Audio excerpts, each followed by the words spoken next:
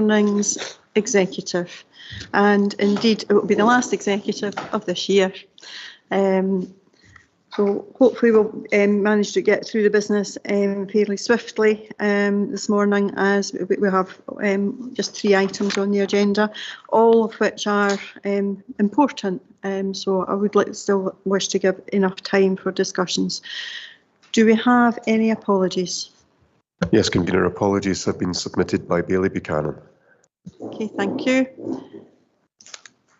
Do we have any declarations of interest? None noted. Thank you. Move to the minute. Sorry, Councillor Spears. Only saying that I live in a flood zone in Grangemouth. Do I have to declare that? I'm not going to even acknowledge that, Councillor Spears. We'll move on to the minute of the meeting of the Executive held on the 7th of November. Are we happy to agree? Agreed.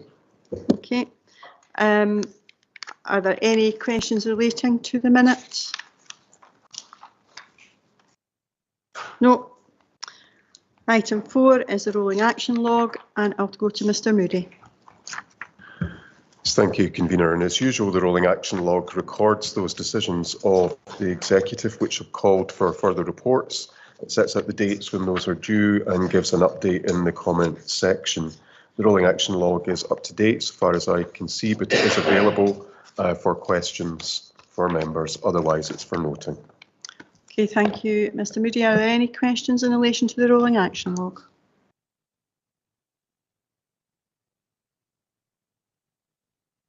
No. Okay, thank you. Moving into our agenda proper, the first item is the community engagement strategy, and it's open for questions first. Perhaps I may just start and just ask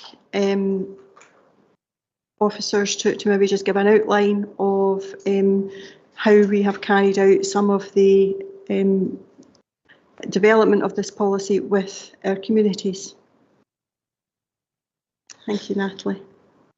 Thank you. So the consultation has been extensive and wide, with representatives and groups throughout the area, including stakeholders and also what we define as our larger anchor organisations. They have been in person and also through online consultation, and the feedback has also been included within the strategy. We also have engaged with the wider research in looking at what's available nationally, and also through Scottish Democracy Matters that also were present through some of the consultation with our local community groups. Thank you. Thank you for that, Natalie, and sorry, I should have welcomed you to this morning's meeting. Could I also just ask a wee bit about why we have the strategy, the framework and the charter? Thank you. So these 2 documents and the practice that will be delivered from these documents are fundamental, and they are what we feel are making the engagement strategy. Can you hear me okay? I think if you can maybe move it just a wee bit closer. Yeah. I'll put on my teacher's voice and shout louder. So the framework and the charter are going to enhance the delivery of the strategy quite fundamentally in our view.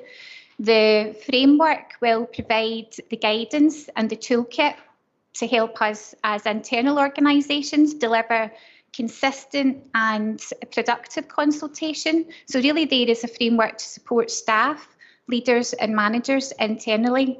The charter also does a similar objective, but out within the community externally. So the charter is going to provide the framework from the community to know what we will deliver and also what we require from them. So both of these approaches will help achieve the objectives of the strategy itself.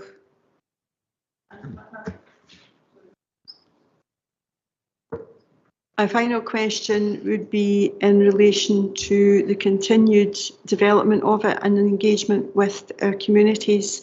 Because I know it says an 18-month review. So you maybe give a wee bit more background to why that was chosen. Yep, thank you. So we felt that the 18-month review was really important to enable us to take stock and really evaluate how effective our approach is being. 3 years just feels like too long a time if it's not correct. So the 18-month really allows us to reflect and also engage again quite constructively and focused with our communities to see whether there's anything that we need to adapt or to change. It's also in recognition of the fact that the consultation response has been low across some of the areas of engagement, including for this one. So it will enable us to reevaluate and focus and develop and adapt as we need to, rather than wait the 3 years' time. Okay, thank you for that, Natalie. Councillor Spears. Thank you. Can I ask you, it says on page 21, 1.2, support stronger and healthier communities. Can I ask how will closing Grangemouth Stadium, which is the stadium which has the most participating sports taking part in the district? We're not talking about sedentary sports, sitting watching something. We're talking about people who take part. How will this help with this strategy? I don't think that's an appropriate question. It's not the subject matter of the engagement strategy, Councillor Spears. I'm going to move on. If you're so will we take continue supporting stronger and healthier communities out of the document? No, I don't believe we will be taking that out of the document, and I would ask Natalie to maybe speak a wee bit more why that is important that it's in there. So that is one of our key priorities, and certainly by the delivery of the community engagement strategy, we will build strong communities that are connected, that have conversations, and that supports that whole objective around both our Falkirk plan and the council plan. Thank you. Well, I look forward to the Commonwealth Games coming to Scotland. Okay, I've got Councillor Hannah, then I've got Councillor Bundy.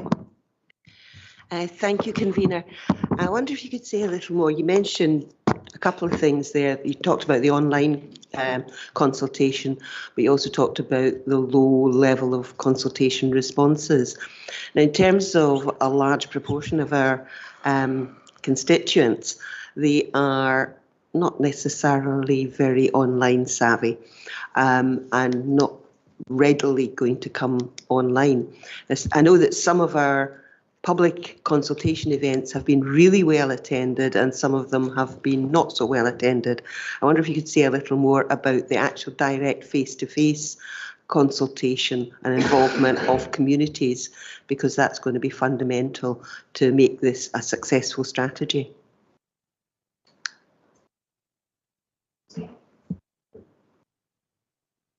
Agreed. You'll see from the action plan that is very much our approach is taking the conversations into the communities. So we see our approach being different in that we will be going into areas and locations, into groups within the community where people currently congregate and gather, and having consultation face-to-face and also conversations and discussions. So these will be the building blocks in terms of delivering that very much feet in the ground conversational approaches. Beyond that, then having some formal consultation sessions, but we completely accept that our tools and methodology need to be wide and varied to suit everyone. So we will be prioritising the conversations and face-to-face contact within our communities. Thank you, Convener. Okay, thank you. Councillor Bundy.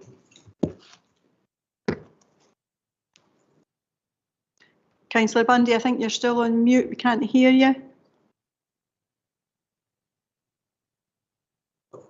No, I'm not hearing you. Oh, try again. Is that better? That's it. We can hear you now. Thank you. How much did it cost to produce this strategy? Okay, Natalie, are you in a position to be able to give a figure? No, in terms of indirect costs, that would be the staffing costs. Direct costs would be potentially for costs that were aligned to catering and venue hire. But the costs obviously have been minimal, but I do not have an exact cost. Thank you for that. The other one is, how effective have public consultations been in shaping recommendations being brought forward to the council? The engagement has been really valuable in the feedback that we have received in terms of what people have experienced with consultation in the past. So that has helped inform what we need to do differently. So I would say that the participation that we have had has been very valuable and has been directly aligned to what we have produced. Thank you. Okay, thank you, Councillor Bundy. Councillor Nimmo. Thanks, Convener. Natalie, can I take you back to the recommendation at 2.2? We've been asked to set up a further policy development panel. Now, I know you mentioned an 18-month target. Will this policy development panel report back before the end of this period, or will it be after the 18 months? Okay, I'm going to direct that one to Mr Moody to explain around the policy development panel, because I think there may be a wee bit confusion there. Okay, thanks. Yes, I think it's worth emphasising that the second recommendation relates to a policy development panel specifically on community councils. So that was originally within the remit of the policy development panel that's reporting back today, but I think it was agreed that it deserved its own consideration. So that's the recommendation that's before you today. Thanks, Convener. That's fine. Okay, thank you. Councillor Murtagh.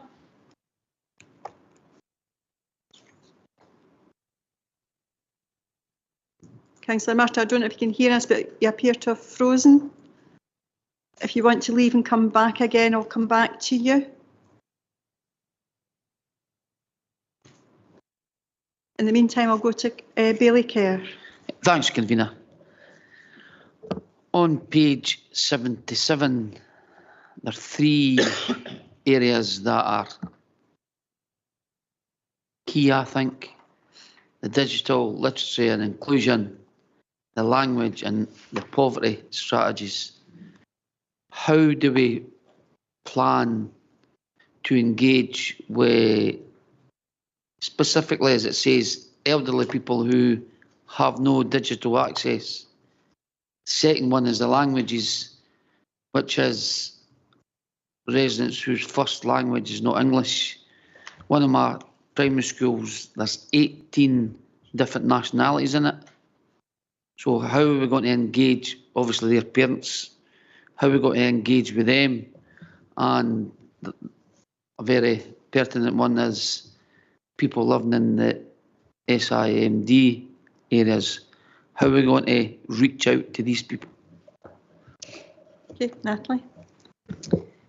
Thank you. So firstly, in relation to the digital inclusion, we have practice that we will be applying that we've used in other areas, which is taking some sessions into local community venues, like lunch clubs, where people can have the opportunity, regardless of age, to improve their skills in relation to digital and IT.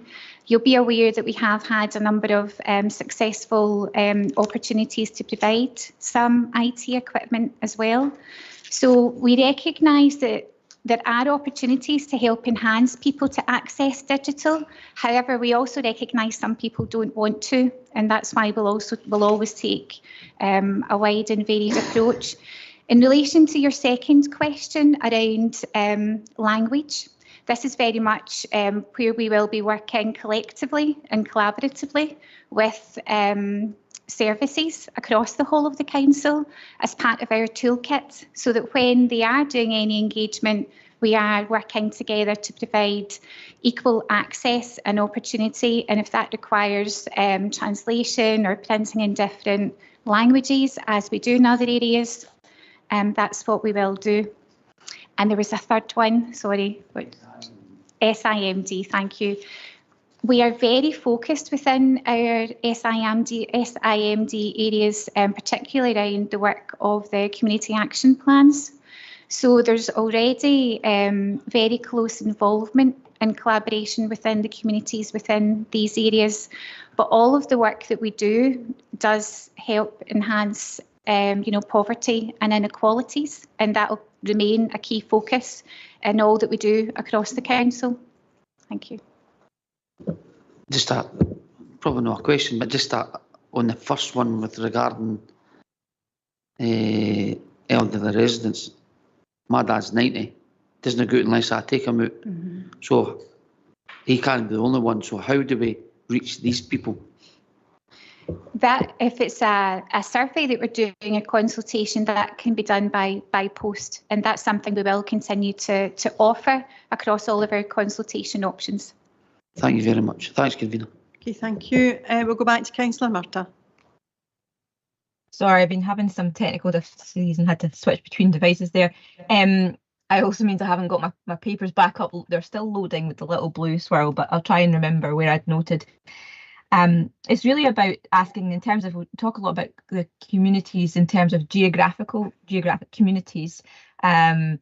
And obviously there's the thematic communities, and sometimes, like thinking about the parental communities, or those that are engaged with the housing element and with our tenants, etc. And I wonder how this strategy and the work of the development of the strategy is going to develop and inform, for example, other department, like the wider departments in the council. For example, I know I've been working with John about how we assist with the development of new parent engagement and community. How does it fit in with how we support not just geographical communities, but thematic and changeable communities that people dip in and out of?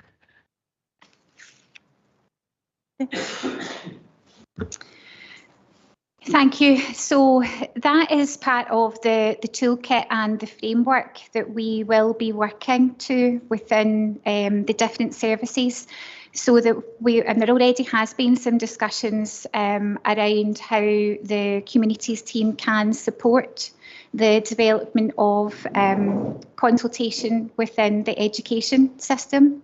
So regardless of where people live, they will always be the areas of interest where they are also aligned to. So the toolkit is there to provide the consistency and best practice, which also helps improve the culture of how we can quite clearly and openly communicate with our communities, whether they be geographic or thematic. So really through the delivery of the action plan, the delivery of the framework, and through support of the communities team. Thank you. Thank you for that answer. And I think the other area where, and I'm glad to see that 18-month period, I think this work is really vital, that communities understand we're doing things with them rather than to them, and finding that strategy to make sure engagement is part of what we do. But I wonder if you could say about something about the work where, particularly where we have a model with community councils, which we know is very sporadic and dependent on where people are living, but also in terms of the kind of expertise and volunteer time that people have got to give it. That is one of our statutory consultees.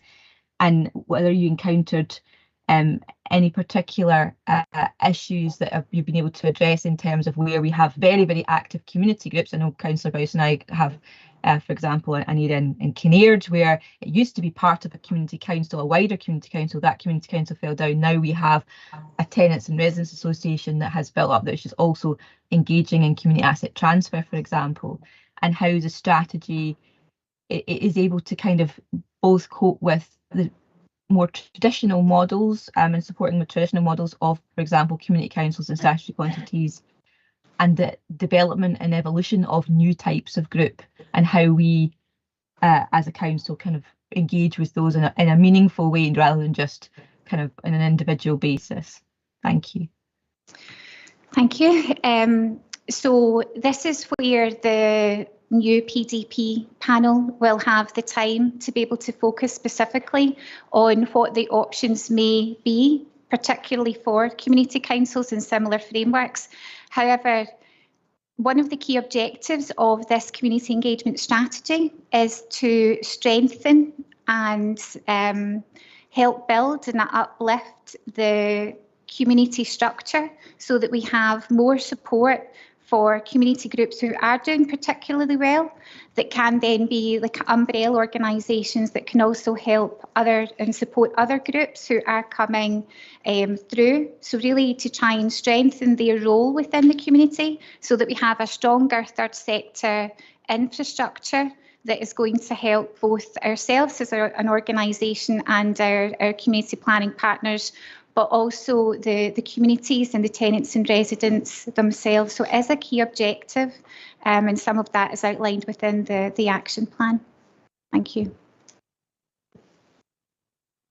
Okay, thank you.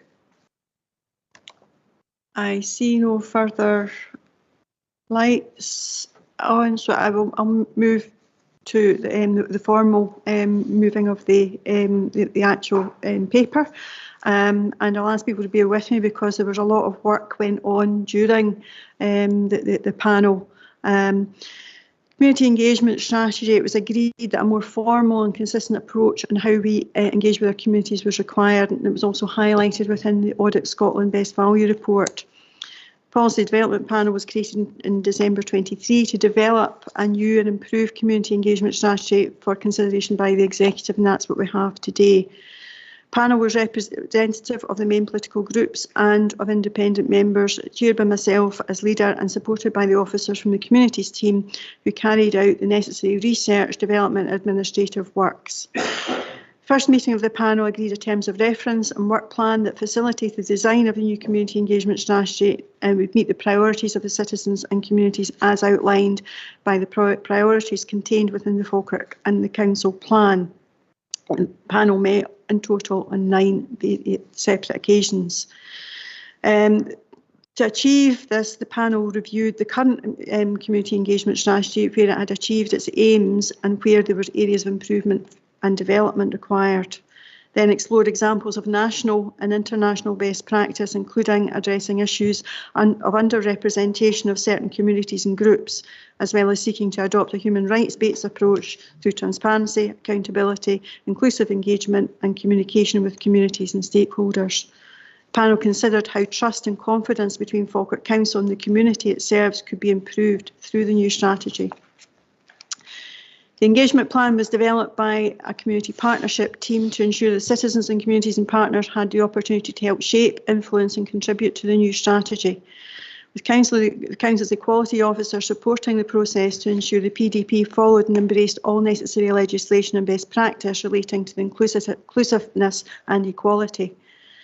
In developing the strategy, Office engaged with a wide range of individuals and through a range of methods, which include in-person focus groups, surveys, professional conversations and online meetings. And most of that took place between January and October 24. Strategy is written for our communities in consultation with communities and their representatives, and it's intended to be accessible, understandable and relevant. To complement the strategy, a charter has been developed to express Falkirk Council's commitment to effective community engagement and consultation, as well as a promise to report and communicate how our community's input has made a difference. Framework is to guide Council services to engage and consult with our citizens and communities has also been developed, and an action plan to ensure effective delivery will accompany this and be led by the Council's community services to ensure consistency across the Council. It's important that we have the services buy in to that. The strategy framework and the charter are written to reflect best practice and has been shaped through the engagement with feedback from the protected characteristic groups, community members, partners and expert bodies. It's inclusive of the national standards of the community engagement. Recognising this is a different approach, the PDP wanted the strategy to be open to further consultation and review by the groups and communities it was designed to assist. Hence, to this end, the 18-month review period that's been built in. The impact of the strategy will be measured against performance indicators on an ongoing basis by the community services and an oversight group. The panel also reviewed the role of community councils and how to support them and to make an active role in community engagement. It was agreed that further consideration was needed and merited a separate PDP to consider this, along with the findings of the Democracy Matters consultation led by the Scottish Government, and the findings have only just recently been published. This new piece of work will also include how community councils and other local representative groups influence and lead local activity around participatory budgeting, community wealth building, community benefits and council budget setting. The overall aim of the strategy is to build a solid foundation for community engagement and to strengthen council's relationship with our communities, build trust and a dialogue and participation. Strategy and framework and charter will clearly demonstrate the council's commitment to effective engagement and consultation. It addresses and acknowledges the issues raised by citizens and communities and partners and the lack of transparency and honesty and trust in previous council engagements. PDP are confident the strategy, framework and charter will build on the significant progress to date and ensures that our citizens and communities and partners are informed, engaged, empowered to influence council decision making and resource allocation.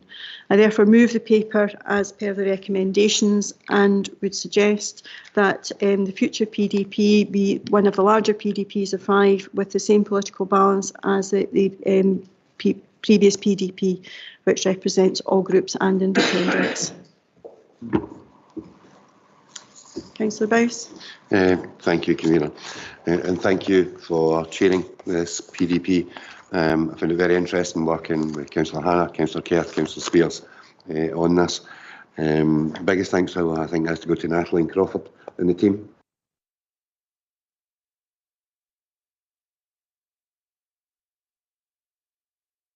As said already, the 18 months I think is very key because it allows them that flexibility and allows to actually develop as we move along.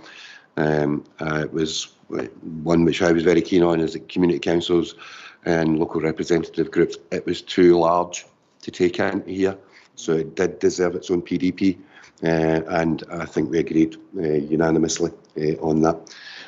I'll keep it simple because I couldn't really follow yourself there, Leader, and I will formally second.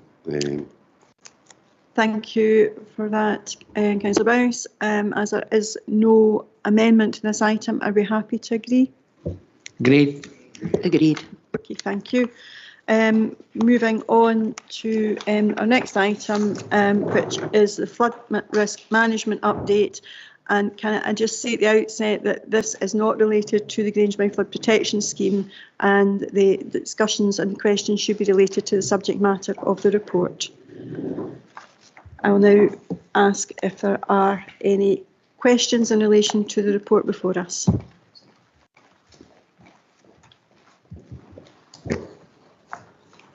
Councillor Nimmo. Thanks, Convener. Just a quick question. Grangemouth is obviously sited on a major floodplain and it has issues in relation to flooding itself. Residents in Grangemouth have a lot of problems trying to get build insurance to protect them from flooding in the future. How is this report going to mitigate that? Okay, welcome Gary to the meeting. Yep, thanks. Through yourself, Convener. Obviously, as the Convener stated, Councillor Nimmo, that this report doesn't include the Grangemouth Flood Protection Scheme, but for Grangemouth there is obviously, as you know, and as there is a report coming next month to Executive Committee detailing exactly what stage that design project is at. The scheme at the moment is going through design, it's going through a task force in the Scottish Government. They're looking at implementing financial packages for that, but just probably leading back to your question in terms of insurance, there is a number of areas that properties who are at flood risk, whether that be surface water, fluvial or tidal flood risk, can access. So there is a company called Flood RE, and there's also the Scottish Flood Forum that can provide a lot of information on the insurance of properties that are at flood risk. Just quickly on the back of that, as far as the insurance setup is concerned, the risk seems to have increased significantly, and premiums are going sky high because of the risk in Grangemouth to potential flooding. Now, I'm not mentioning the Grangemouth Flood Protection Scheme, I'm mentioning this report. How is this report going to try and help mitigate the cost on my residents in Grangemouth? In short, through yourself, Convener, the report doesn't, Councillor Nimmo. So the report, it looks at holistically across the council boundary. So we're looking at a number of flood studies and surface water management plans across the full council area. We're looking to carry them out, and then we're looking to implement the design and construction schemes thereafter. Obviously, these schemes will assist in terms of insurance, as you know, as I know you're not saying it's not related to GFPS, but it is slightly in the sense that there is a scheme there that's been designed for that purpose to protect the homes of Grangemouth against flood risk. And so, you know, in terms of this report, it does not do anything in terms of insurance. I would probably hark back just to state that all property owners and occupiers have the responsibility to protect their property from flooding. Obviously, as a council, we've got a number of statutory duties against the Flood Risk Management Scotland Act, but in terms of insurance, each property owner / occupier has that accountability in terms of protecting their property from flood risk. I think Mr. Benny wanted to maybe come in and give a bit more information, clarity. I'm really sorry to interrupt, Mr. Benny. I'm having difficulty hearing. Can we have other microphones off unless someone's speaking? It's not the aircon, it's the microphones that are picking up. It would be helpful to be able to concentrate if there wasn't the high-pitched tone.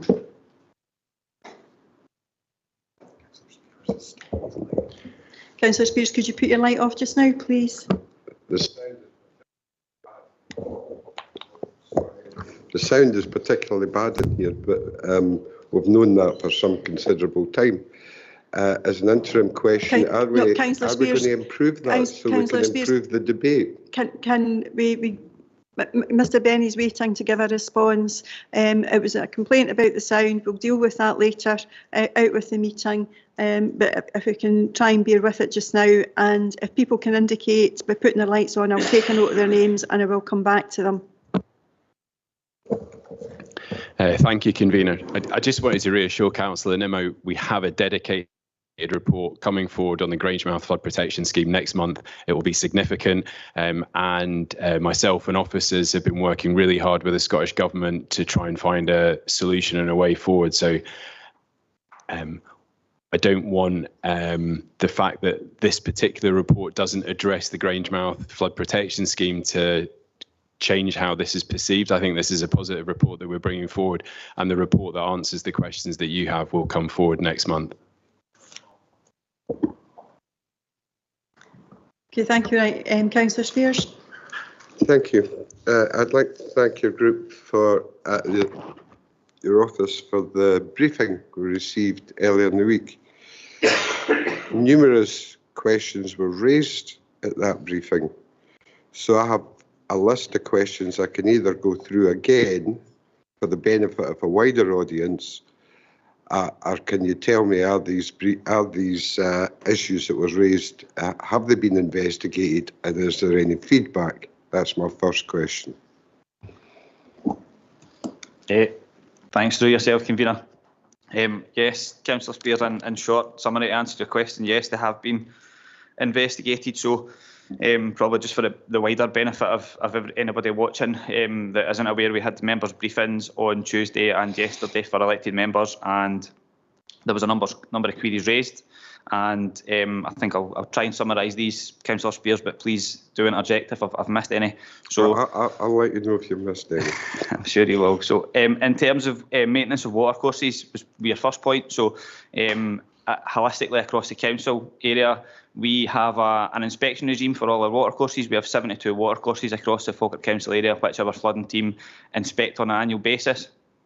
And from these inspections, they are input into a database that we hold internally in engineering design, and then any actions are prioritised against risk and severity. So, for instance, a tree in the Grange Burn in your constituency, or erosion in the Chapel Burn in another ward, they're all prioritised against one another in terms of flood risk. and they're prioritised against our current resource and our budget. Your next point was on the water table in Grangemouth, I believe, and the rising water table and how it's affecting properties. As I'd stated at the members' briefing, I am the manager of a unit that has the only structural engineers in the council, and it wasn't something we're aware of. However, I have asked about departments. I'm aware that you'd met some of our building standards officers in Grangemouth with regards to this, and they have monitored that, and they don't feel that there is any significant risk at this moment in time in terms of the old buildings on Station Road in Grangemouth. However, they have stated that they will continue to monitor that, and if there is anything they do need from our structural engineers, they will get in touch with myself. Your next point was on greenfield runoff and development that all feeds into Grangemouth, the watercourses. So, as I stated at the time, we have a flooding development management guidance, which is currently being updated to align with MPF4, but it's on our flooding website, on the council website. And it states that if we are looking at a planning application for a development which is upstream of an area of significant flood risk, we will ask the developer to better greenfield runoff rates. So usually for non-flood risk areas, we have a specific discharge rate, which is 3.2 litres per hectare per second. If that is in an area of significant flood risk, like to the south of Grangemouth or adjacent to a burn that feeds directly into Grangemouth, be that the West Quarter burn or the Pobelmont burn, we'll ask that developer and their flooding agent to better greenfield runoff rates for that development so that it does not increase flood risk downstream. And I think your last point was on the Forth estuary and a 10 mil rise in the estuary. And at the time I stated that we are currently drafting a coastal adaptation strategy, which we have been provided a grant for from from Scottish Government. So we're looking across the full Forth estuary. We've worked alongside Clackmannanshire Council in that, and we're looking to work alongside West Lothian Council. So we've got a clear boundary from the Queensferry Bridge all the way around to Fife, and that'll take into account the rising sea levels. It'll take into account erosion of the coast, which is a current issue, and it'll take into account all the way from South Isle all the way Blackness and Falkirk. And I think that's all the questions that you'd asked, but I'm happy. Okay, thank you for give a comment in reverse. I look forward to seeing how you handle the rising tide in the Forth estuary. King Canute tried it many centuries ago, but I'm afraid you have a difficult job there, especially since we are going for green Freeport status, and that Grangemouth is going to be an import terminal for the fuels use in the whole of Scotland. Strategically, it makes our dock gate a very, very strategic place. And Councillor Spears, do you have? Sorry, I'm replying to the questions that no, been asked. You don't reply to the questions. You've asked the questions. You've had your answers. Do you have any more questions? Because I need to move on. No, I need comment on the answers. I don't no, feel you some don't. of You the don't have to answers comment on the they're answers. satisfactory. This is especially questions. on the maintenance of our water channels. I'm sorry, That's vitally Councillor Spears, important to the people in Grangemouth. If you don't want these questions put forward, you should say that at the start. If you have questions, that's fine, but it's not intended for comment. Thank you. Councillor Spears. I'm going to move on to others now. Councillor Murtagh. Thanks, Convener. And obviously, the flooding strategies are very important for all of us who have got, well, I know all members, but particularly those on a coastal strategy, coastal boundary. I would also like to thank the officers for the briefings and for the significant work that's gone into this. I mean, I think that the report it's very helpful to have all this laid out. In terms of how the different layers of, so it's clear within the report about where there's been previous strategies, where current work from the present capital investment and where development is going forward. And one of the concerns that's been raised in the past is about staffing levels. I know that there's been significant change in that recently, and I wonder whether Gary could perhaps comment on how he feels the department now are going forward in comparison to sort of previous terms in terms of taking forward this joined up approach, from where we are just now, because I think that's been a significant issue. Thanks. Through yourself, convener. Very good point, Councillor Murtagh. I'm in the fortunate position today to be able to tell all elected members that we have got a fully fledged flooding team for the first time since I returned to the council in January 2022. So at this moment in time, I feel that resource is appropriate. Through our transformation project, we are looking across engineering, design and roads and transport planning at our workforce, and determining exactly what that will look like over the next 5 to 10 years in the short to medium term, which will include obviously the flooding team. We're in the fortunate position in flooding that we have a cycle 2 local flood risk management plan and a strategic surface water management plan that have got actions that will take us up to 2028. So we know exactly what the resource will be required for these. Obviously, we do have the addition of our flooding and drainage term consultancy that is procured through our contract standing orders and financial regulations, and is currently with a company called AECOM, who do a lot of our hydraulic modelling and hydrology aspects that we don't have the capability to do in-house. So we've obviously got that if required, but it is something that we're closely monitoring. You know, I'm a very big believer that flooding is going to become more apparent over the next in the future years as the committee report states. So as Councillor Murtagh, something that we're certainly keeping an eye on in terms of our resource. I'm very happy with how our resource is at the moment. Obviously, we do have that term consultancy to rely on as well. So yes, hope that answers your question. Thank you for that. Oh, sorry, I'm getting a bit of an echo now. It does, and I think I would like to just say, you know, a great deal of praise for all of the flooding team that have been really on the ball, and many engagement discussions over the last few months. It's very much appreciated, and I probably would have a lot more questions to ask in public had that not been, and it's great to see the team working as they are. In terms of the way that we've also got the local development plan, local development plan 3 going ahead, and that process ongoing, and in terms of flood prevention, if you like, or ways to mitigate against future flooding, how do you feel that for example, actions that could be taken to prevent flooding in terms of coastal management strategy or you know, additional use of land or different use of land, do you feel that those two processes are aligned, or there could be more done between departments to sort of look at how the flooding strategy, flooding prevention could integrate with local development planning? Through yourself, convener, in short, to answer your question, Councillor Murtagh, yes, I do.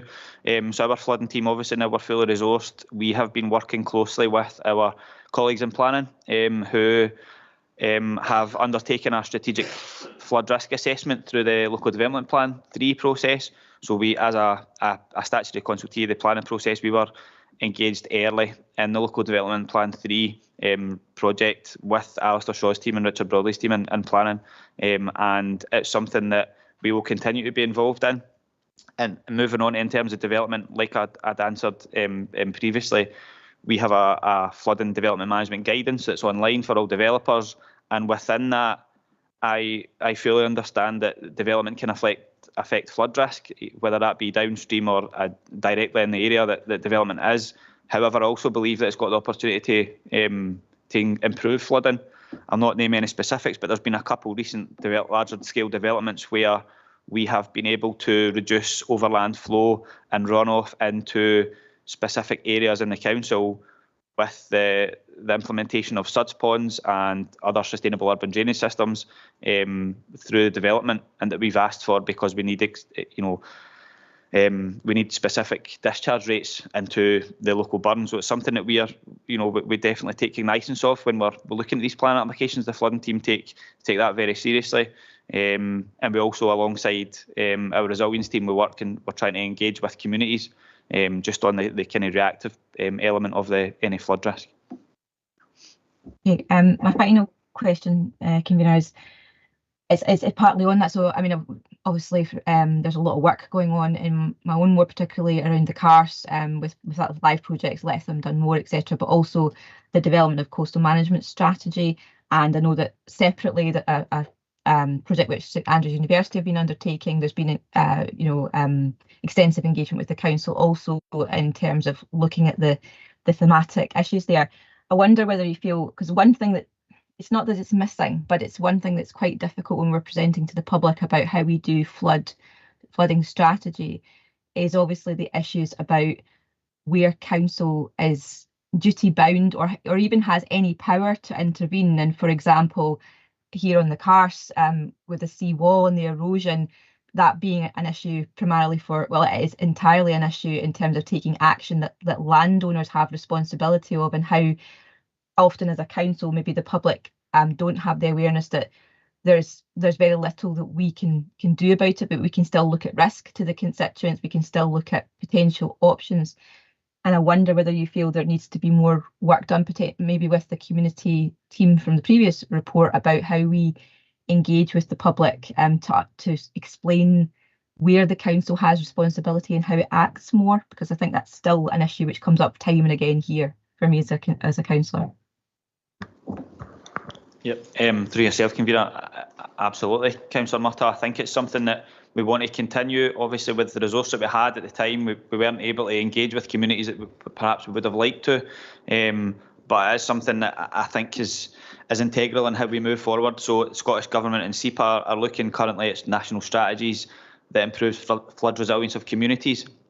Obviously, as a local authority, we have a statutory duty under the Flood Risk Management Scotland Act and a number of statutory duties under the Flood Risk Management Scotland Act to look holistically across the council area and the bigger picture and look at the full boundary. However, we also have the ability to, for instance, clear watercourses, even if they're not in council-owned land. You know, for instance, when I go back to talking about inspection regime of our watercourses, we have letter dropped riparian landowners, whether that be agricultural, whether that be private, industrial, if there is areas in their watercourse that's under their ownership that there's blockages at, and if they're not carried out and we believe that there is a significant flood risk from these areas, we have the powers to go in under the Flood Risk Management Scotland Act, and we will do so if we believe there's a significant flood risk. But in answer to your question in the bigger picture, yes, I think it's something that we do want to. We have started it, commenced it now, the team's at full resource. However, I would like to speak, more with communities on what the council's duties is, what everybody else's duties are, Scottish Water, just the bigger picture of every stakeholder that's involved in the flooding element. Thanks very much. Thank you. Okay, thank you. I'll go to first to Bailey Kerr, and then have Councillor Hannah, Councillor Gardner and Councillor Bowes, all noted to speak, but I'll go to Bailey Kerr first. Thanks, Convener. And like Councillor Spears, I'd like to thank Gary. I've still got 2 more questions, sorry. I'd like to thank Gary for the briefing the other night there.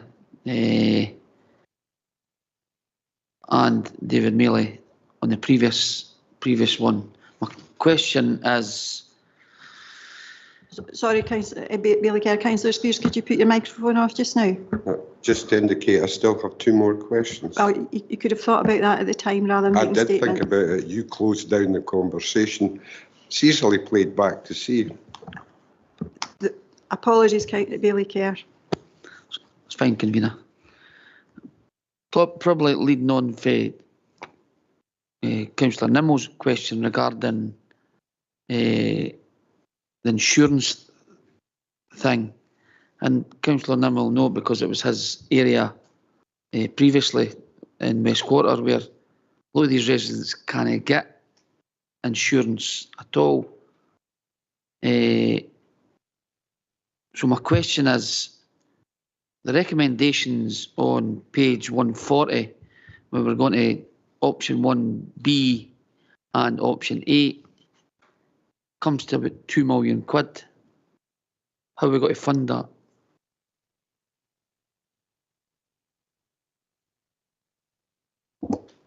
Through yourself, Convener. Thanks, Councillor Kerr. So, in terms of funding, we have a Strategic Asset Modernisation Board within the council, and we have a critical capital bid process. And areas like flooding and obviously under David Mealy's remit of roads are all included within this process. So, if there is a scheme like West Quarter, we have the ability to put that forward through this. So, the additional £1 million that we gained through financial year 24-25 design of that scheme was included.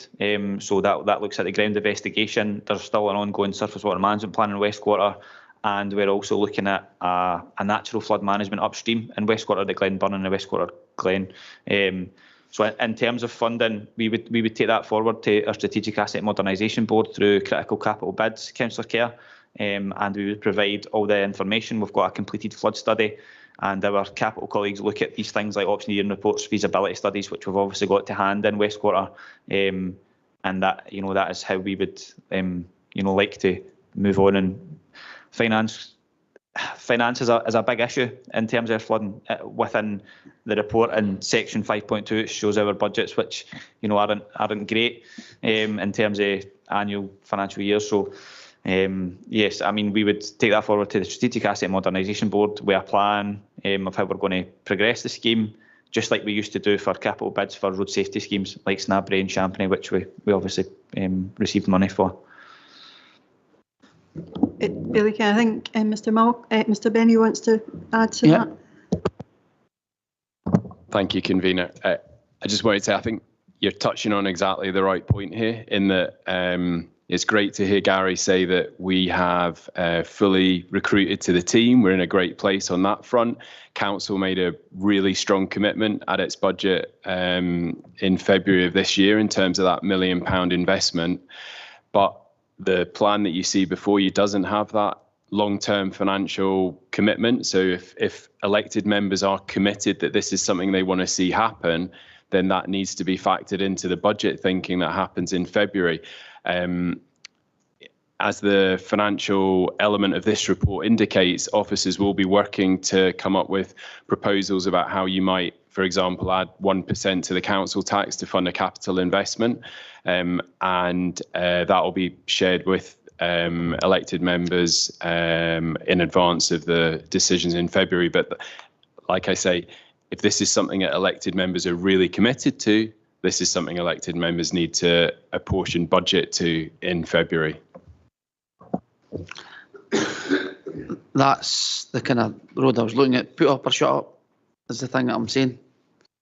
And if we're keen to develop these things, and it means a lot to us in a lot of the areas that's mentioned, we need to keep that in mind. My next question, Gary, is with 1B, the flood wall and embankments. That will help, but what about, this is in Westquarter, what about the 3 bridges? How do you manage to increase the embankments, but the bridges are still at a lower level? Through yourself, Convener. So a good point, Councillor Kerr. So we would look at parapet enhancements of that. So there has been a number of areas before where obviously there's solid parapets on these bridges at the moment. We would look at perhaps changing that, and that probably touches into detailed design, which we're not quite at yet. We're obviously going through that at the moment, but that's an element of detailed design, and I believe that's what looked at for the Grangemouth Flood Protection Scheme as well. So there's potential for a lot of elements in that, but just in tandem with the option 1B for the flood walls and embankments, we also have, I kind of touched on it earlier, a natural flood management. So we are currently working with Callendar Estates in the upstream area of the Glen Burn to try and reduce the flow into the Westquarter Burn. Obviously, as you know, you're aware, the Upper Braes watercourses filter down through Westquarter into the Grangemouth area, and we're trying to reduce that flow. So we're looking at things like leaky barriers. We're looking at things like storage, watercourse enhancements, tree lining. There's a number of areas that we've carried out a full NFM study on for the Westquarter Burn to increase that, which will hopefully increase that 1 in a 50-year protection to 1 in 100, 1 in 200 years. And there's good discussions ongoing at the moment with Callendar Estates. We're looking likely that we'll be able to carry out some physical works next financial year with them, which, you know, is very, very positive. So yes, and there's also the option that we're looking at property level protection as well, or property flood resilience as it's now called. It's had a number of names over the years, which is looking at floodgates, flood doors, flood vents, stop clocks in your toilet supply so that the water doesn't come back up people's properties. And we're also working with Scottish Water in the area. There's a combined sewer in the area, so they have an outfall into the Westquarter Burn as well. So we're working alongside Scottish Water in the Westquarter area as well to try and implement elements that would reduce the flood risk to the 110 properties that are currently at that. Thanks, Gary. You touched on probably my second last question regarding Scottish Water. Are they on board? Because as you say, the time where West Quarter flood, it's not just the water, it's for the burn that goes in, goes right up the system, right into the houses, and it causes major damage to them.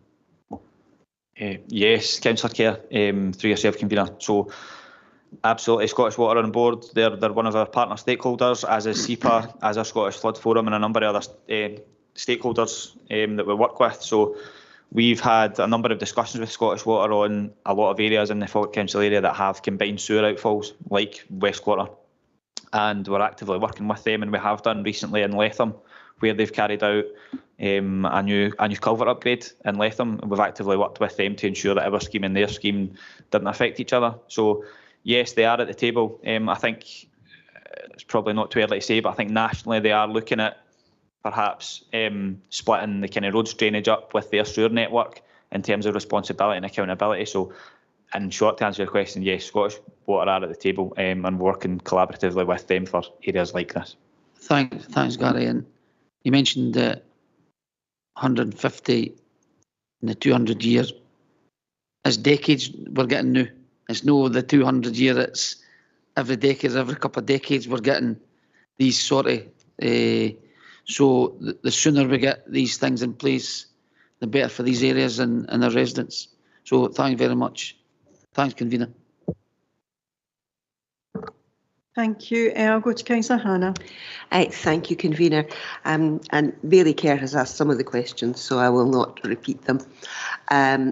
But I think, first of all, I want to say a big thank you to the team, to Gary and all the staff that work with him, both for the work that they've done over the past year and for the very helpful way they've provided briefings and answered questions when we pester them, which I do. So thank you very much for that. I realise it's a great deal of work. But my first question is in relation to the additional work that's been going on for that £1 million. Could you maybe kind of clarify how many of these pieces of work have actually reduced the risk of flooding, and how many of these pieces of work are about the design and planning for that? Because I realise that the design and planning is important, but so is also the actual reduction in risk. Yeah, thanks, Councillor Hannah, through yourself, convener. So there's 7 projects within the additional £1 million, Councillor Hannah, and I'll just run through them in kind of brackets. So that in terms of construction works and in terms of actually reducing flooding across the council boundary, there's 2 projects. So that there is Dunmore drainage works, which are currently on site and are due for completion early 2025. And there is also Braeside Place construction, which are discussions are ongoing at the moment with the owners and the maintenance liability company for Braes High School.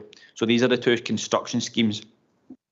Out with that, there is 4 design schemes. So there's West Quarter Flood Defence Design Scheme, there's Letham, there's Villor Road in Maddiston, and there's also Burnhead Road in Larbert. These are all at phase 1, as it were, as we would call it, which is basically looking at the design of the defence scheme or the flood relief or an overflow culvert for these areas. And then there's also a property flood resilience, which is a subsidy scheme, which is just about to go to tender in early 2025, which looks at kind of copying what Dumfries and Galloway have got, as it were, and offering subsidies to properties which are at flood risk who would like to buy floodgates, flood doors, flood vents, and all the number of elements I'd mentioned earlier to Councillor Kerr. So in terms of actually flood risk, yes, two at the moment out of those 7.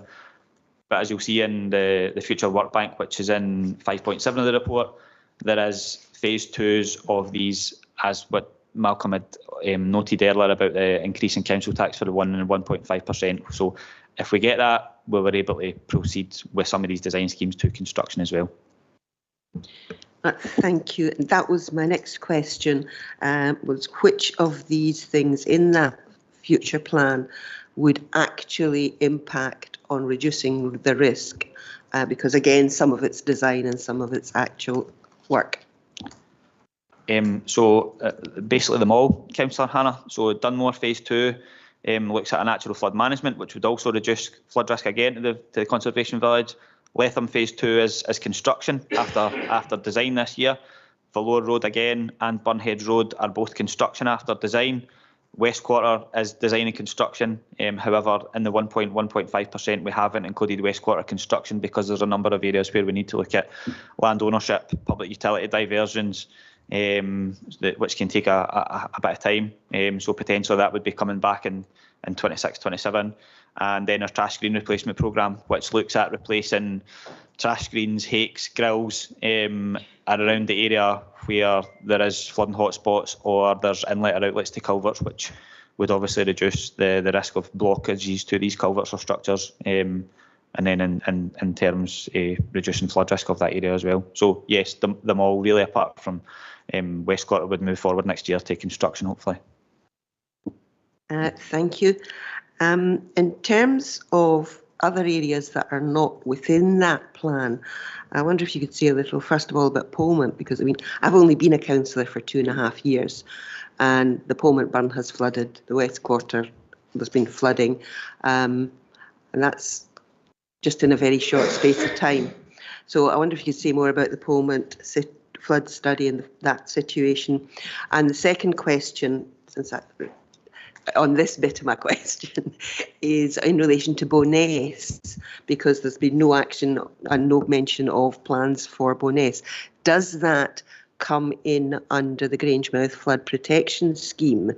And if not, what are the plans? Because it's another one of the kind of large areas with a substantial risk. Yeah, through yourself, convener. So in terms of Polmont, first and foremost, Councillor Hannah, in section 5.1 of the report, you'll see the potentially vulnerable areas that are highlighted, and Polmont, Redden and West Quarter are included in that. You will then, in 5.4 and 5.5 of the report, see the flood studies and surface water management plans that are programmed for the future years. And they've been programmed or prioritised, as it were, from the number of PVAs and also the strategic surface water management plan priority system. And so Polmont at the moment is scheduled for a flood study in 2027, 2028, and a surface water management plan for Polmont and Redden in the same year. Off the back of that, we will have recommendations, so we'll go through the full modelling of the area. We'll look at a long list, a short list, and probably just to highlight, at that long list, nothing's off the table. So we'll look at everything, whether that be upstream storage, we look at property level protection, we look at flood defence walls and embankments, and that'll be taken through a short list, and then there's recommendations provided. And if there is a flood defence scheme for Polmont and Redden, we will, like I said earlier, we would like to think that we would bring that forward to Strategic Asset Modernisation Board for a critical capital bid for that area in priority, in line with other areas. And in terms of Bowness was our pilot surface water management plan. So we carried out a strategic surface water management plan prior to me coming back to the council in 2021. And Bowness was our pilot area. So the surface water management plan is there. That's been consulted with the members of the public and all relevant stakeholders, and their actions off the back of that are being taken forward a lot through development. So there is an area of development I'll not name the specific area, but there is an area of development in Bowness where it has the ability to improve the flood risk of Bowness.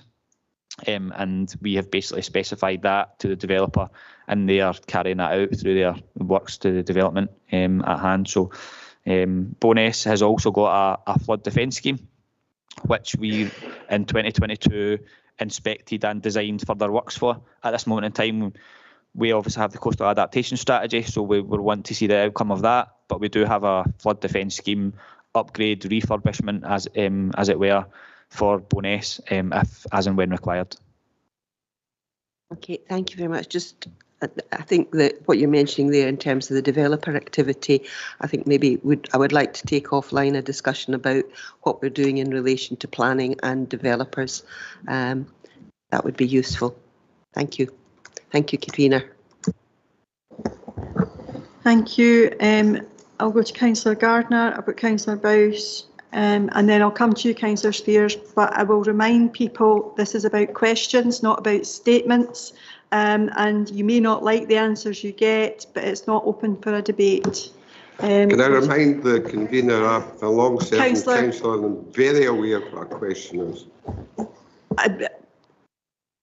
Well, I hope that you will see that in due course. Councillor Garner. Thank you, convener. And at first I wasn't going to be parochial with this, but it's coming round to that a wee bit now.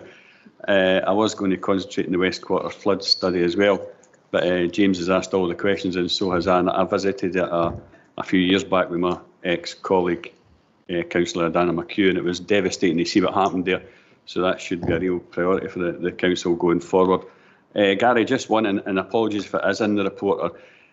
Can you tell me what's happening with the Woodjet area of just outside Denny? Has that been looked at all in this report, or is that going to be in a future report? If you know where I am, if not, I can describe it to you. Hedgewood area. Right, okay. So through yourself, convener, yes, currently we've got a Denny and Dunny Pace flood study and surface water management plan, and if I'm thinking of the right area, that is included within the scope of those flood study and surface water management plan. The Hedgewood area, probably just to add to that, SEPA as our National Protection Agency have a flood warning system for that area, for the whole of Denny and Dunny Pace, including all the way up to Hedgewood. So I can certainly pass on the information from that. Members of the public can register for that and get flood alerts if the River Carron in that area rises to specific levels. I can certainly pass that information on to you, Councillor Garner.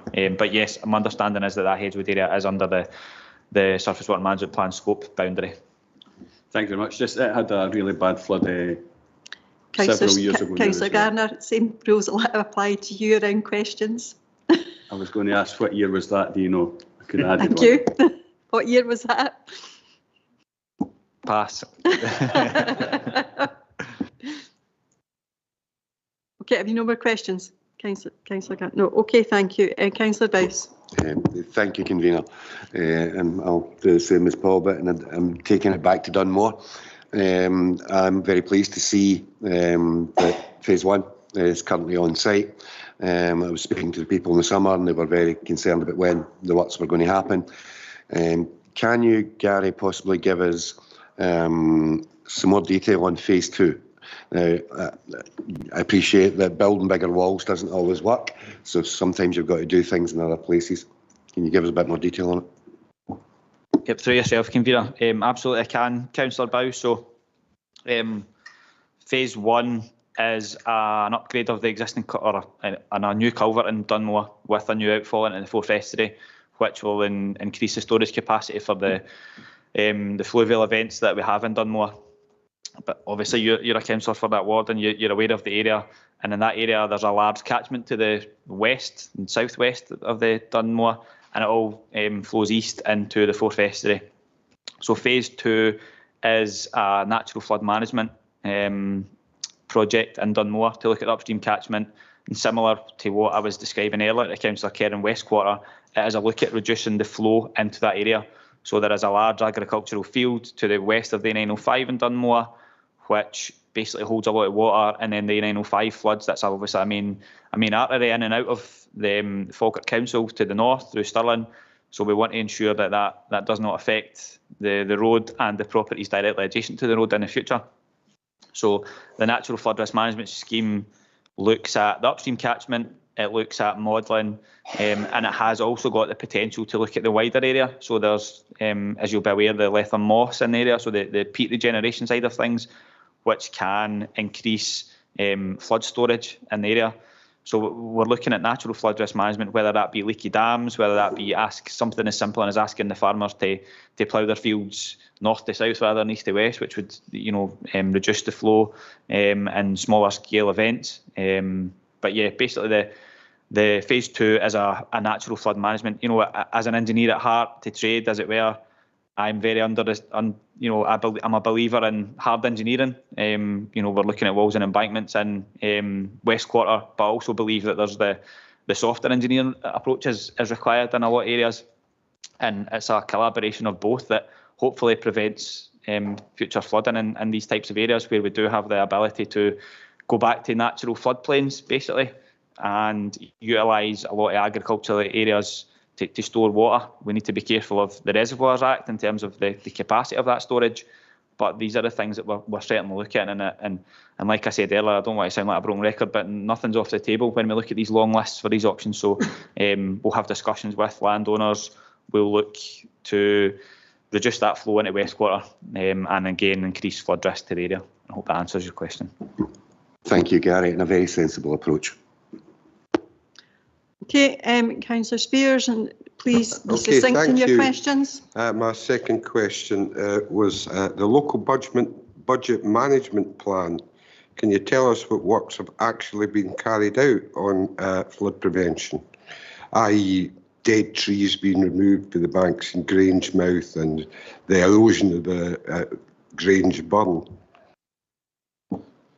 So yourself, Convener. So in terms of our local flood risk management plan, Councillor Spears, a lot of it is obviously looking at the bigger picture. So we've carried out a lot of surface water management plans and flood studies to date. In terms of actual maintenance and routine cyclic maintenance, we carry out management across our watercourses. So for instance, there was an area in the flood relief channel in Rannoch Park and of the south side of the Grange burn, adjacent to Burnbank Road, that there was a lot of debris and vegetation removed just earlier this financial year.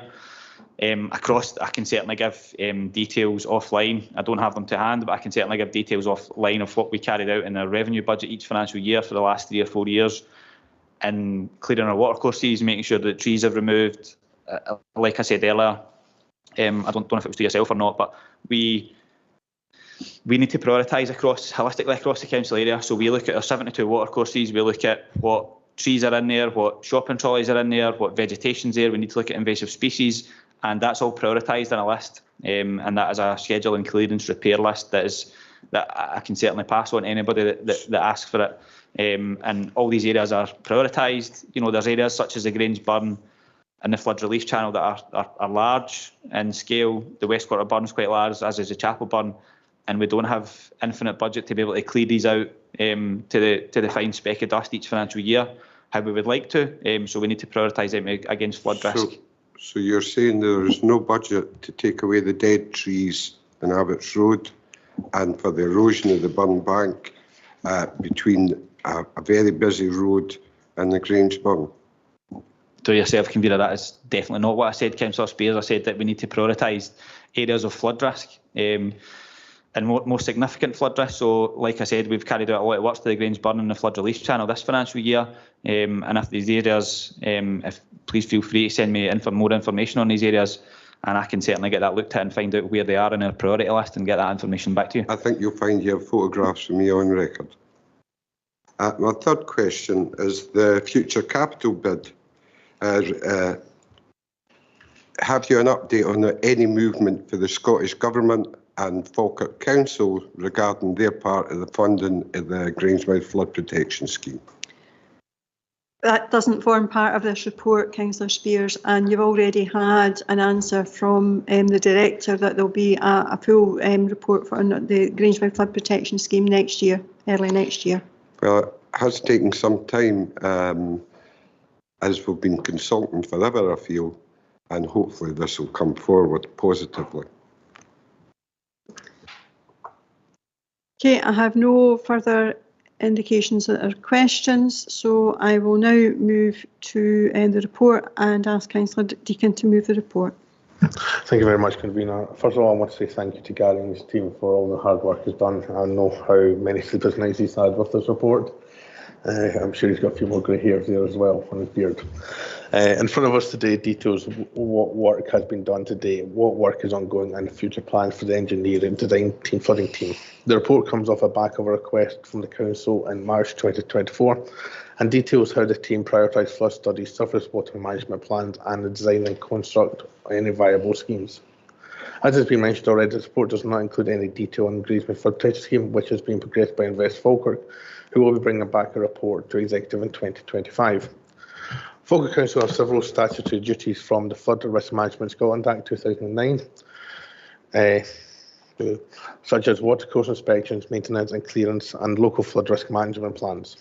This report details how we as a council are complying with all these alongside our local and national partners. The flooding team work meets the council priorities of supporting stronger and healthy communities, as well as supporting a thriving economy and green transition, With climate change impacting weather patterns and seeing more and severe and extreme weather, flooding will continue to be an issue for all relevant parties. Section 5 shows the potential vulnerable areas, which SEPA detail nationally. From the local flood risk management plan across the settlements of Falkirk, these play a vital part in flood protection, showing areas like significant flood risk now and likely in the future.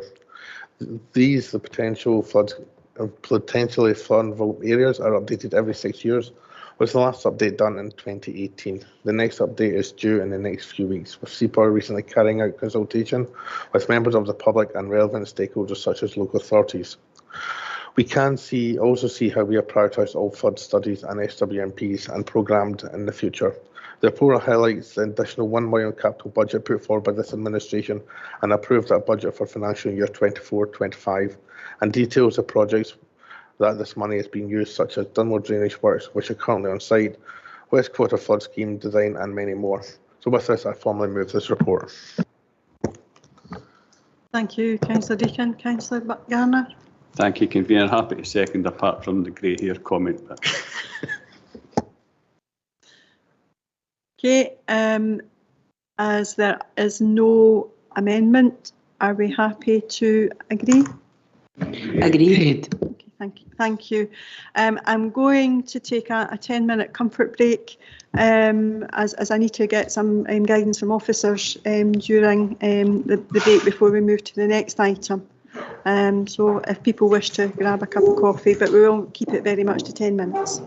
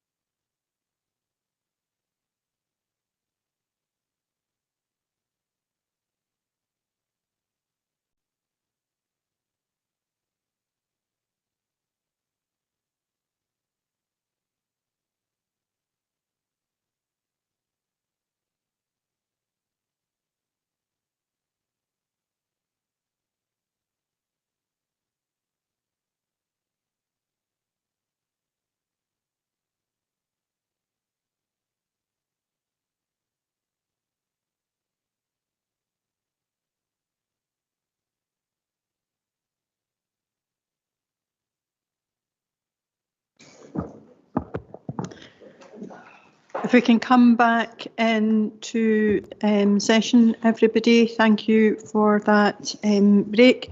We move on to agenda item 7.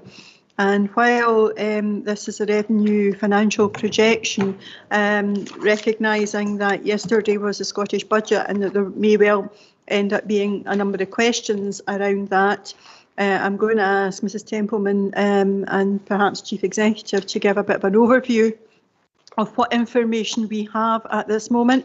It will be highly caveated because it's high level information and the detail has yet to come. But I thought it may be helpful to do that at this time, and also to acknowledge that we have an addendum from the Labour group. Therefore, there will be an opportunity for a debate. But I'm going to hand over to Mrs Templeman just now. Thank you. So, as Councillor Meikle-John has said, we're at a very, very early stage in terms of digesting all the information that came out of the budget yesterday, and there's more information coming to us today. At this stage, we only have the high-level Scotland-wide budget. We don't have our individual allocations. We don't expect to get those until next week. So in terms of what it actually means for the council itself, we're just not in a position to say at this point. I think in terms of just providing some of the headlines, overall, there has been an increase in funding for local government. And in terms of that increase, which relates to 25-26, we are estimating that's just over £700 million. That's split around £600 million for revenue and £108 million for capital. In terms of that revenue analysis, a lot of that funding is for specific purposes. So, for example, there's 41 million of that funding, which is being added to the 145 million for ring fencing teacher numbers. So that's taken that funding to 186 million, 186.5 million. So elements of that funding are ring fenced. That includes areas such as free nursing care and real living wage, which is money that will be passed to the integration joint boards. So the funding at this point, the estimate of funding with no commitments at a national level is round about £290 million. So that is the most significant uplift of funding that's been received in recent years. As I say, we don't know what our allocation of that would be. And I suppose I would just caution in a couple of, there's a couple of areas where I would just provide some caution. One is that we don't know what our funding is going to be for employers' national insurance. So that's a significant chunk of money. The costs associated with that are likely to be fairly significant. We are not going to know what our funding is probably until the spring budget. And so there's an issue there for us in terms of what assumptions we make in terms of the funding that we would get. So that's one of our biggest areas of uncertainty. We also don't know, in terms of our share of that 186 million for teachers, we don't know what our teacher number is going to look like. And so we still need to get certainty around those figures. We hopefully will have that in the next couple of weeks. We know we're going to get some information, particularly around the 145 million, hopefully next week. So, but that the teacher numbers is an area of concern because it is the letter that was received yesterday is still indicating a desire to hold local authorities to certain specific numbers of teachers. The other area I think that is one that we will need to think about, is causing a concern nationally and is also something we need to think about locally, is adult social care. Our integration joint boards have provided a lot of financial information. There is a lot of pressure in that area going forward. The money at the moment allocated for the integration joint boards is around delivering the real living wage for social care providers and also free nursing care. So that's a further pressure that we will need to consider in terms of any additional funding that may be coming our way. And so in terms of revenue, I think those are the sort of big headlines. There is just under 290 million unallocated. There is a lot of uncertainty around employers' national insurance contributions and how much of that funding may be required to fund any shortfall in employers' national insurance contributions. There is the challenge around teacher numbers, and there is the pressures around social care, and those are the sort of headline figures in terms of the revenue budget. In terms of capital, we understand that there is an uplift for the general capital grant of around about £48 million. So that's additional to our general grant. At this point, our understanding is there isn't conditions around that. There's also potentially additional funding which is related to the climate emergency, and that's around £40 million. So at this point in time, we're just trying to sort of work our way through all the information that we've got, trying to understand that kind of macro picture at a national level. We don't have our individual allocations. We won't get those till next week. But we're having regular meetings with COSLA and Scottish Government to try and work our way through all these figures. Will I stop there? Is that? Thank you, Amanda. Kenneth, do you wish to add? Thank you, Convener. Just very briefly, so there was a discussion that Chief Executives had with Scottish Government earlier today. The issues that came up, very much the ones that Amanda spoke about, round about teacher numbers and the position in health and social care, and trying to seek some clarity round about monies allocated to the NHS in Scotland, and what amount from that will go through to integrated joint boards, and what conditions might sit alongside that. So we're seeking greater clarity on that. I think one thing, I don't think Amanda said this, but the question was certainly asked this morning about whether the additional revenue money, specifically the 290, which is unallocated, whether that would be baselined into future years. And the answer to that was yes. So that that feels positive. And I think in terms of our details, we'll receive them on the 12th, which is the day of the council meeting. Apologies, I should have said that our understanding from the letter is that there's no council tax freeze and no council tax cap, which is obviously quite an important factor, but just to flag that. Okay, thank you for that. I will now, at this stage, open it up for any questions, and I'm just it is questions at this moment in relation to what's been said, or indeed from the actual report. I'm going to ask a question to begin with, Amanda, in relation to there's been some pressures, obviously, additional pressures since August in relation to the actual report before us, to the general fund, and the underspend has eroded ever so slightly. Do we still anticipate that we may still have an underspend?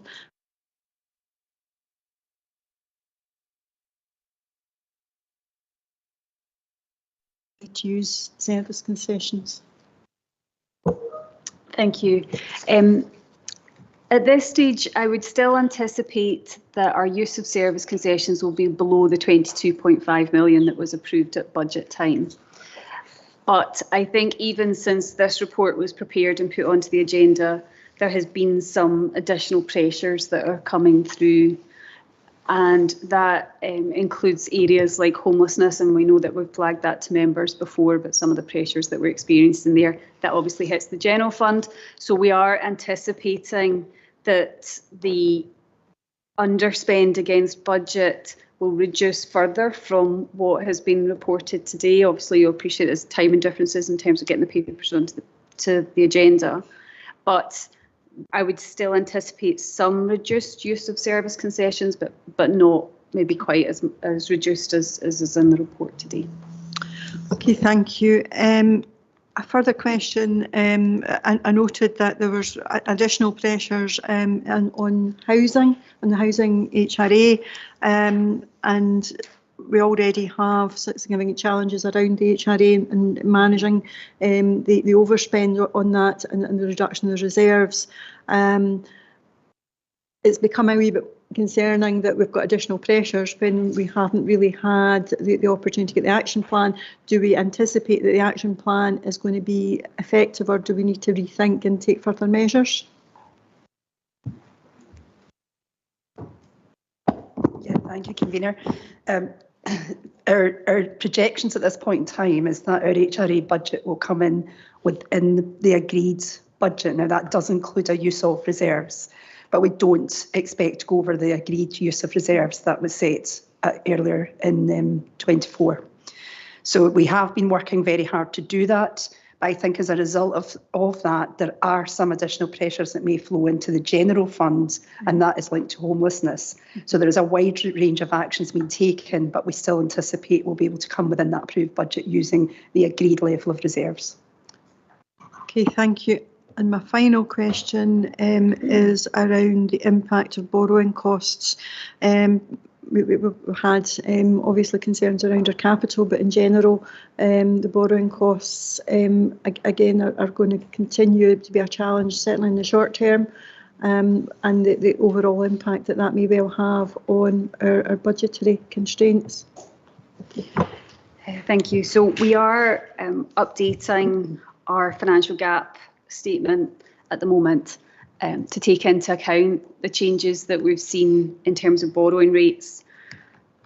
At the moment, the pressure for the general fund is in the sort of years 3, 4 and 5 of the current 5-year period, and that's because we're expecting rates to still be higher in those years than we had assumed at the time that the gaps, the medium-term financial plan was originally prepared. So that's, just a reflection of that interest rate staying higher for longer, and it's going to cause pressure further out in the financial strategy. So we are pulling that together. We're going to have a discussion on what potential impact that could have on the capital programme, and then that will all be factored into the budget setting process. In terms of the HRA, that's a particular problem because of their level of the investment programme. And so we are seeing a higher proportion of their revenue having to be used to support borrowing costs. And that is leading to us having to have discussions about where else can we make efficiencies or realign the budget to help adjust and to make sure that we come in within budget. And again, we've been going through a huge amount of work on housing to look at all those options, and that will be part of the papers that come in January. Okay, thank you for that, Amanda. Councillor Hannah. Thank you, Convener. Just first, a very quick question. Is the letter that you've received that gives this further detail, will that be able to be shared with all councillors? I'm sorry, the letter, just the budget letter? Yes, yes. I would expect so, yeah. No, that's fine. Thank you. Now, you mentioned, I'm trying to get my figures straight. You mentioned 700 million additional for local government, 600 million in revenue and 600 million. So it was 600 million revenue and 100 million capital. But there's only less than 290 million actually unallocated. Could you clarify the constrictions around the other monies that are there? Yes, so there's maybe about a dozen kind of key variables. 135 million relates to the monies that will go to the IGB to pay for the real living wage and for free nursing care. As I said earlier, there's 41 million that's going to be used to increase the restricted funds around teacher numbers. There's around 28 million for additional support needs within schools, 6.5 million for discretionary housing payment up. 6 million is to help pay the real living wage for early learning years. and there's some funding for similar within children's social care staff. So a lot of the funding is around about paying the real living wage and passing that on to our providers. There's an increase for free school meals, and then there's a grant that's specific for ferries. So there's bits and pieces that just sort of come off that headline figure. Okay, thank you. Now, you mentioned the issue of wages. Does this figure also include the overall pay uplift for staff?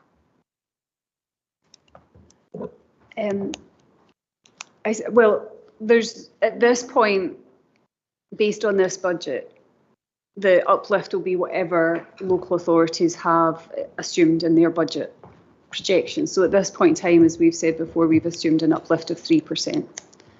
And so that's all we have funding for. Arguably, we don't quite have funding for it because we have a gap, but we have 3% built into our budget. If I would assume that the negotiations will be happening quickly around the 25-26 pay award, and anything above 3%, I think we would be making a strong case to say we would need additional funding to support that. So I think that's just part of an ongoing negotiation. There's nothing currently built in there. No. Okay, thank you. Now on housing, I think I'm right in saying there was something like a £200 million cut in the grant to housing earlier this year. Is that correct? There was a reduction for affordable housing supply, yes. Yeah. And how much is the addition that is coming in for housing? Is there anything additional coming in for housing? There is, Councillor Hannah.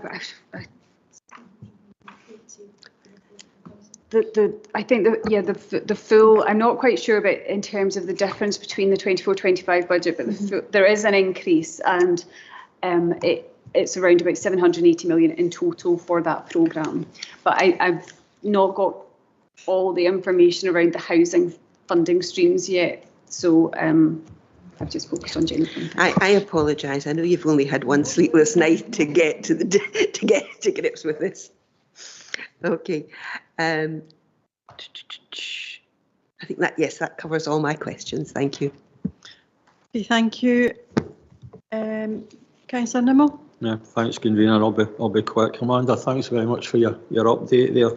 Now, on the back of yesterday's budget announcement, COSLA very quickly issued a briefing notice last night disputing the figures that were used.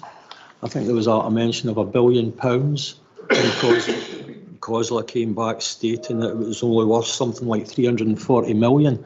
Can you maybe just give us a bit of background to what's been happening at COSLA in respect to this? Yeah, so the figures that I've sort of run through, we have been pulled out in part from meetings with COSLA and Scottish Government that took place last night. I think the £1 billion figure, which is the headline figure, includes a number of 24-25 commitments that will have an impact on 25-26. So, for example, things like all the pay awards that were announced in 24-25 and the teachers' pensions for 24-25, they will obviously have to be funded in 25-26. So you need to take them off that £1 billion, and that takes us to the 700. Once you take those off, that takes us to round about the 700 million pounds figure. I guess the key figure, which is, you know, the COSLA have sent their budget reality, and some figures are above a line and some figures are below a line, but they are agreeing that 290 million uncommitted funding figure. So COSLA are still working their way through the reconciliation. As we were saying, it's very early stages. They've given us that draft reconciliation, which is what I've kind of based my figures on that I'm giving you today, but they are still working their way through it. Okay, Councillor Murtagh.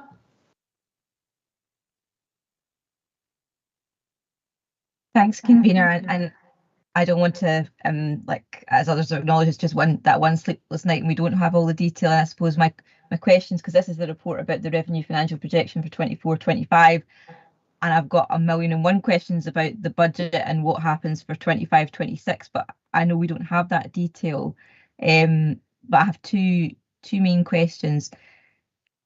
Because I see that there's this addendum put in, and it talks about the Barnett consequentials that have been allocated, that and passing those on. And Amanda mentioned that, and I wondered whether she could give a little bit more detail about what her understanding is about that, because I think in terms of the question about the gap, in that if Barnett consequentials based obviously on population share, etc., and how that comes to us in Scotland. But given our public sector share, given the percentage of people employed in the public sector in Scotland is much bigger than what it is in England, and also the public sector pay tends to be bigger, there is therefore a question about that gap in actual funding, that even if you get Barnett consequential formula being passed on from national insurance contribution, that there will still be a gap in how the government will fund that. And I wonder whether you could say anything about what your understanding is about that specifically. So obviously, in terms of the employers' national insurance, the government, Scottish Government, have been quite clear that they are not going to be providing any sort of indicative figures, funding allocations at this stage, and that is a difficulty for us going forward. However, the reason for that is because they're still in negotiations with Her Majesty's Treasury, His Majesty's Treasury, I should say, for the same reasons that you've outlined, which is there's a dispute around that funding gap, and there's also concerns around the employer's national insurance for providers. At the moment, my understanding is the UK government are saying that won't be covered, in terms of sort of there won't be funding to cover the impact of that. That obviously has a really big implications for not just local authorities, but for the NHS as well, because GPs fall under that kind of contractor split. So I think the fact that we don't have any confirmation of our provision, our funding for employers' national insurance, reflects the fact that those negotiations are ongoing. Okay. I think. Yeah, I mean, it's an incredibly complex area, especially to sort of try and deal with when you're fighting a migraine, I suppose, but I'm trying my best to negotiate it. I wouldn't then ask, I mean, I think that the second part of the addendum is about the £145 million from this year that is still not being released even to councils who've met their allocation. And I know there's the report to full council next week, which details that we haven't met our projected teacher numbers. And I suppose the chief executive mentioned that he feels that we'll have clarity on that next week in terms of the 145 million. Could you say a bit more about why we know that we're going to definitely have clarity on that and what we believe might happen from that? I think at this stage we're hoping that we're going to have clarity on how the Scottish Government are going to deal with the 145.5 million. Our understanding is that the allocation, the detailed allocation letters have been held back until the 12th of December. I think that's the date they're targeting, and that's to coincide with all the publication of all the census information and the finalisation of that. So we're assuming that we will get that information at the same time, but at this stage I have no indication of what that will say and what the position is that's going to be taken. Okay, because I suppose it's a bit confusing from the point of view that obviously that relates to, you know, the allocation letter relates to obviously to next year, but in terms of this unresolved issue about the 145.5 million, I mean, I know that the publication of letters from the Cabinet Secretary this week to the Petitions Committee, also responses to myself directly, and notes that have been in Parliament, and I can't see any surety on that decision. So I'm just curious as to how officers feel that they will definitely have that clarity next week, because it's important for our projection for this year and understanding how we go forward. And like I say, as the context that we are, you know, in terms of our own census data. So I mean, I understand that we don't have the clarity in that, but it's important in terms of what might be asked to debate today. So if there's no further clarity on that, I suppose what I would ask though is to maybe it's to Mr. Moody or to Mr. Laurie. I've raised the issue that at the moment for financial planning, for financial strategy, which currently sits under the financial strategy group in the council, that at the moment there's no mechanism for independent members to input into that, and we are 20% of the council, and given the political arithmetic, a crucial element of developing and passing any budget. And I've asked about how that can be rectified. I don't know if Mr. Moody or Mr. Laurie has any advice or further information that they can share, because that situation is not tenable going forward. Thank you. I can confirm, Convener, I've discussed the matter with the Chief Executive, and I'll respond directly to Councillor Murtagh out with the context of this meeting. Thank you. Okay, thank you.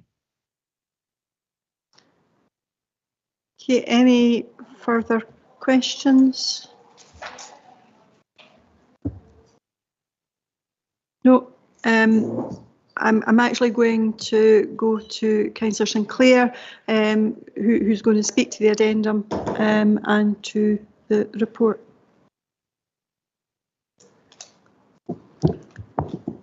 Thanks, Convener. Just to clarify, I believe that we have an amendment being put forward. We do, and as it's been circulated, you can maybe address that in your comments, and then we'll get Councillor Hannah to formally move. Okay. Okay. Thanks. My remarks are based around about the amendment in particular. The report, I think, lays out the challenges that are before us as an authority anyway, but I think that the difficulty with all of this is that it's within a specific context that I think is actually important to consider. In terms of the amendment itself, it would have to go some way before I think we could consider supporting it in its entirety. I think we'd be content with Part B of the amendment, and I would suggest that that's what we put forward, and I would move that as a compromise. But we can't agree with Part A as it fails to consider the context of the situation. Firstly, I'll come to the £1.5 billion that's been announced in the UK All-in budget. It's an in-year transfer of consequentials, which, as has already been noted, has been allocated for some specific purposes. There's already a proportion of the funding allocated, whether directly or indirectly, to local government, including as part of the public sector pay and Scottish Welfare Fund. But secondly, moving on to the funding for 25-26, while admittedly more positive than it has been, it doesn't sufficiently alleviate the funding challenges facing local authorities across the UK now, nor does the budget in itself address the UK government budget address the long-term sustainability of services. I believe that Part A of the amendment puts at risk the funding which has already been allocated in year and the mitigations proposed by the Scottish Government for the next year, including around the winter fuel payment and the removal of the two-child cap on welfare support. And with your indulgence, Convener, I'm going to read an excerpt from a briefing on the UK budget, which was published by the Local Government Association, which represents 315 out of 317 councils in England and 22 unitary councils in Wales through the Welsh Local Government Association.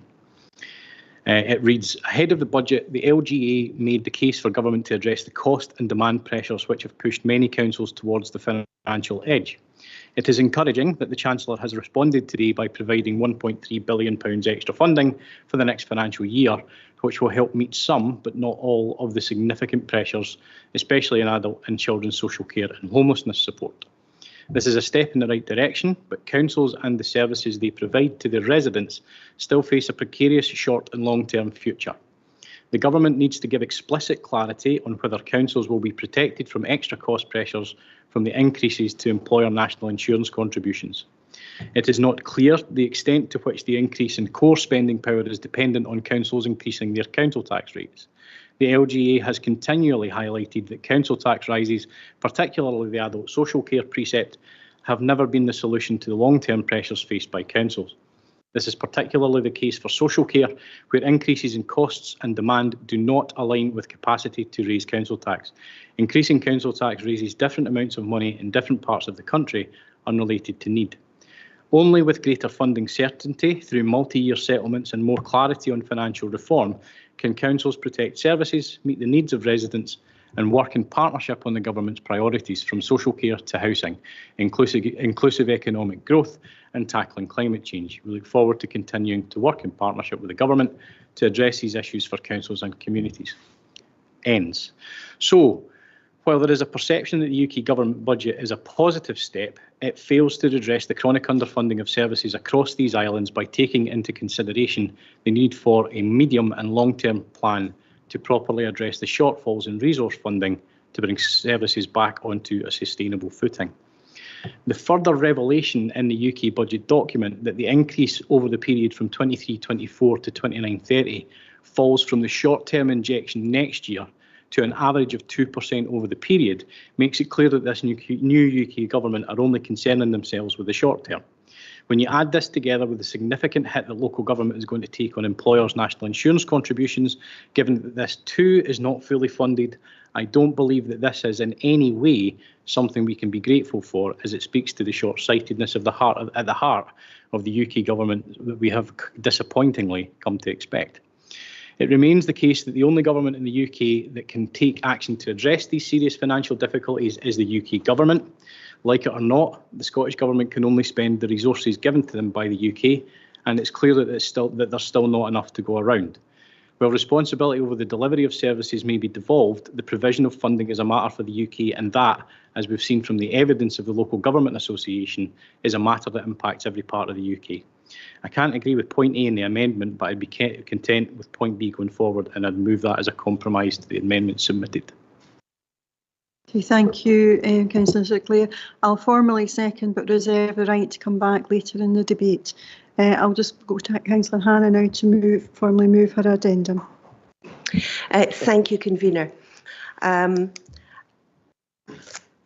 think I'll start by just maybe mentioning one or two of the issues that Councillor Sinclair has raised. I will not be addressing the question of national insurance contributions, as Amanda Templeman has very clearly said.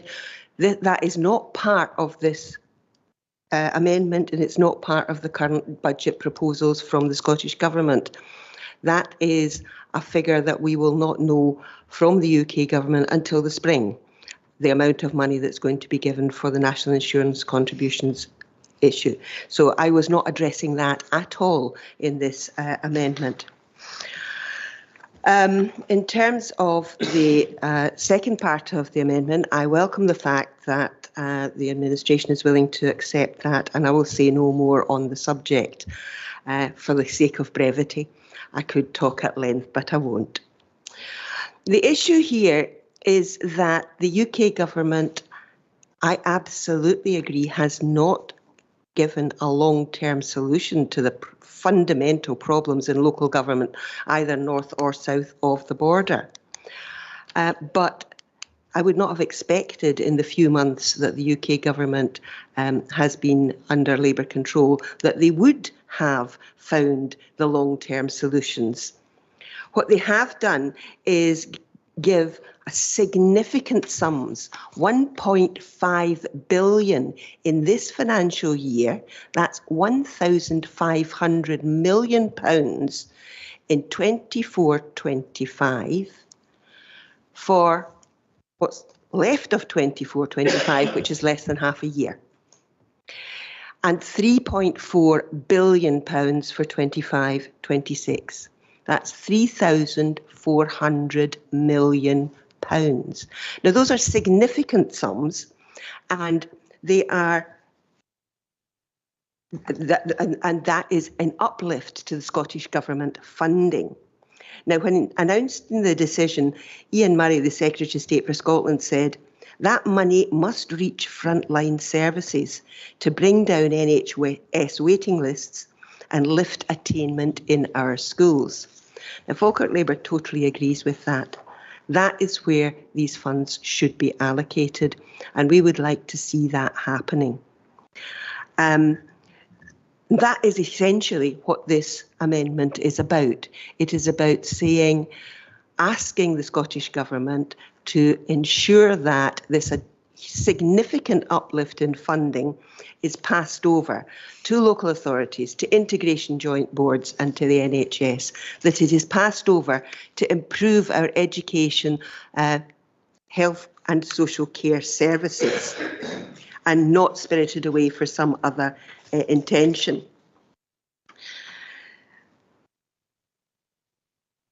Now, councillors have been told that that 1.5 billion for 24-25 has already been anticipated by the Scottish Government, anticipated to cover the public sector pay rises.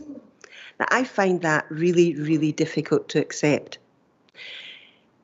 The Scottish Government made the decisions way before the UK budget was announced on uplifts in pays for local government employees.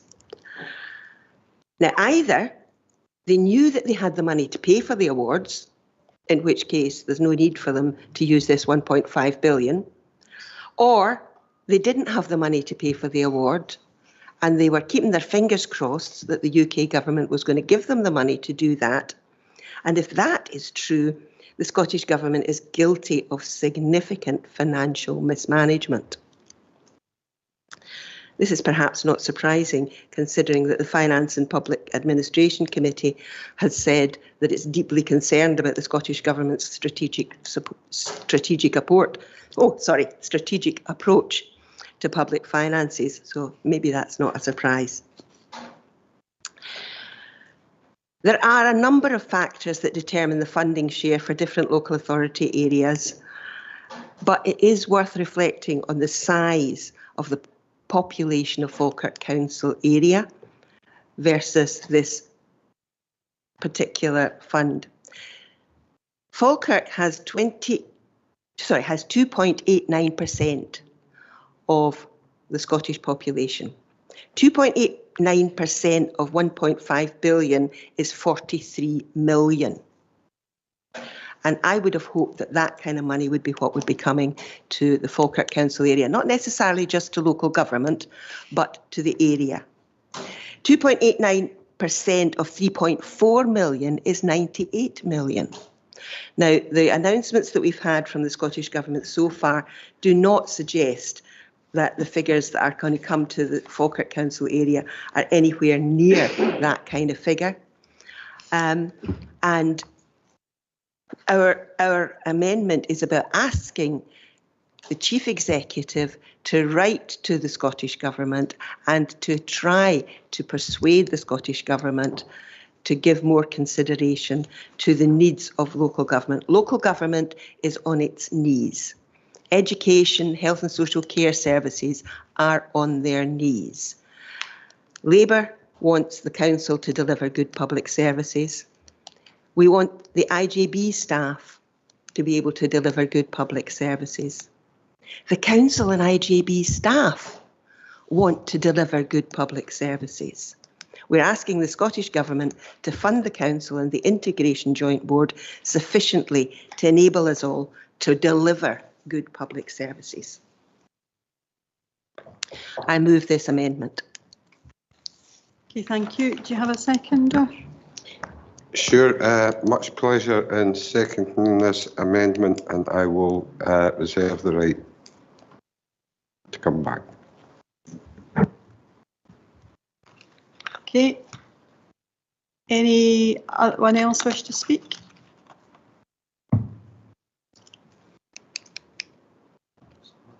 Councillor Murtagh. Thanks, Convener. I suppose, from a point of view of compromise here, I agree with everything that Councillor Hannah has said in the principle of what she has said, absolutely. And I think that although from early indications, the budget delivered from the Scottish Government yesterday is much more positive, perhaps, than what we might have expected before, and that's very welcome. The detail is really important, however, and particularly around the areas of protected spend.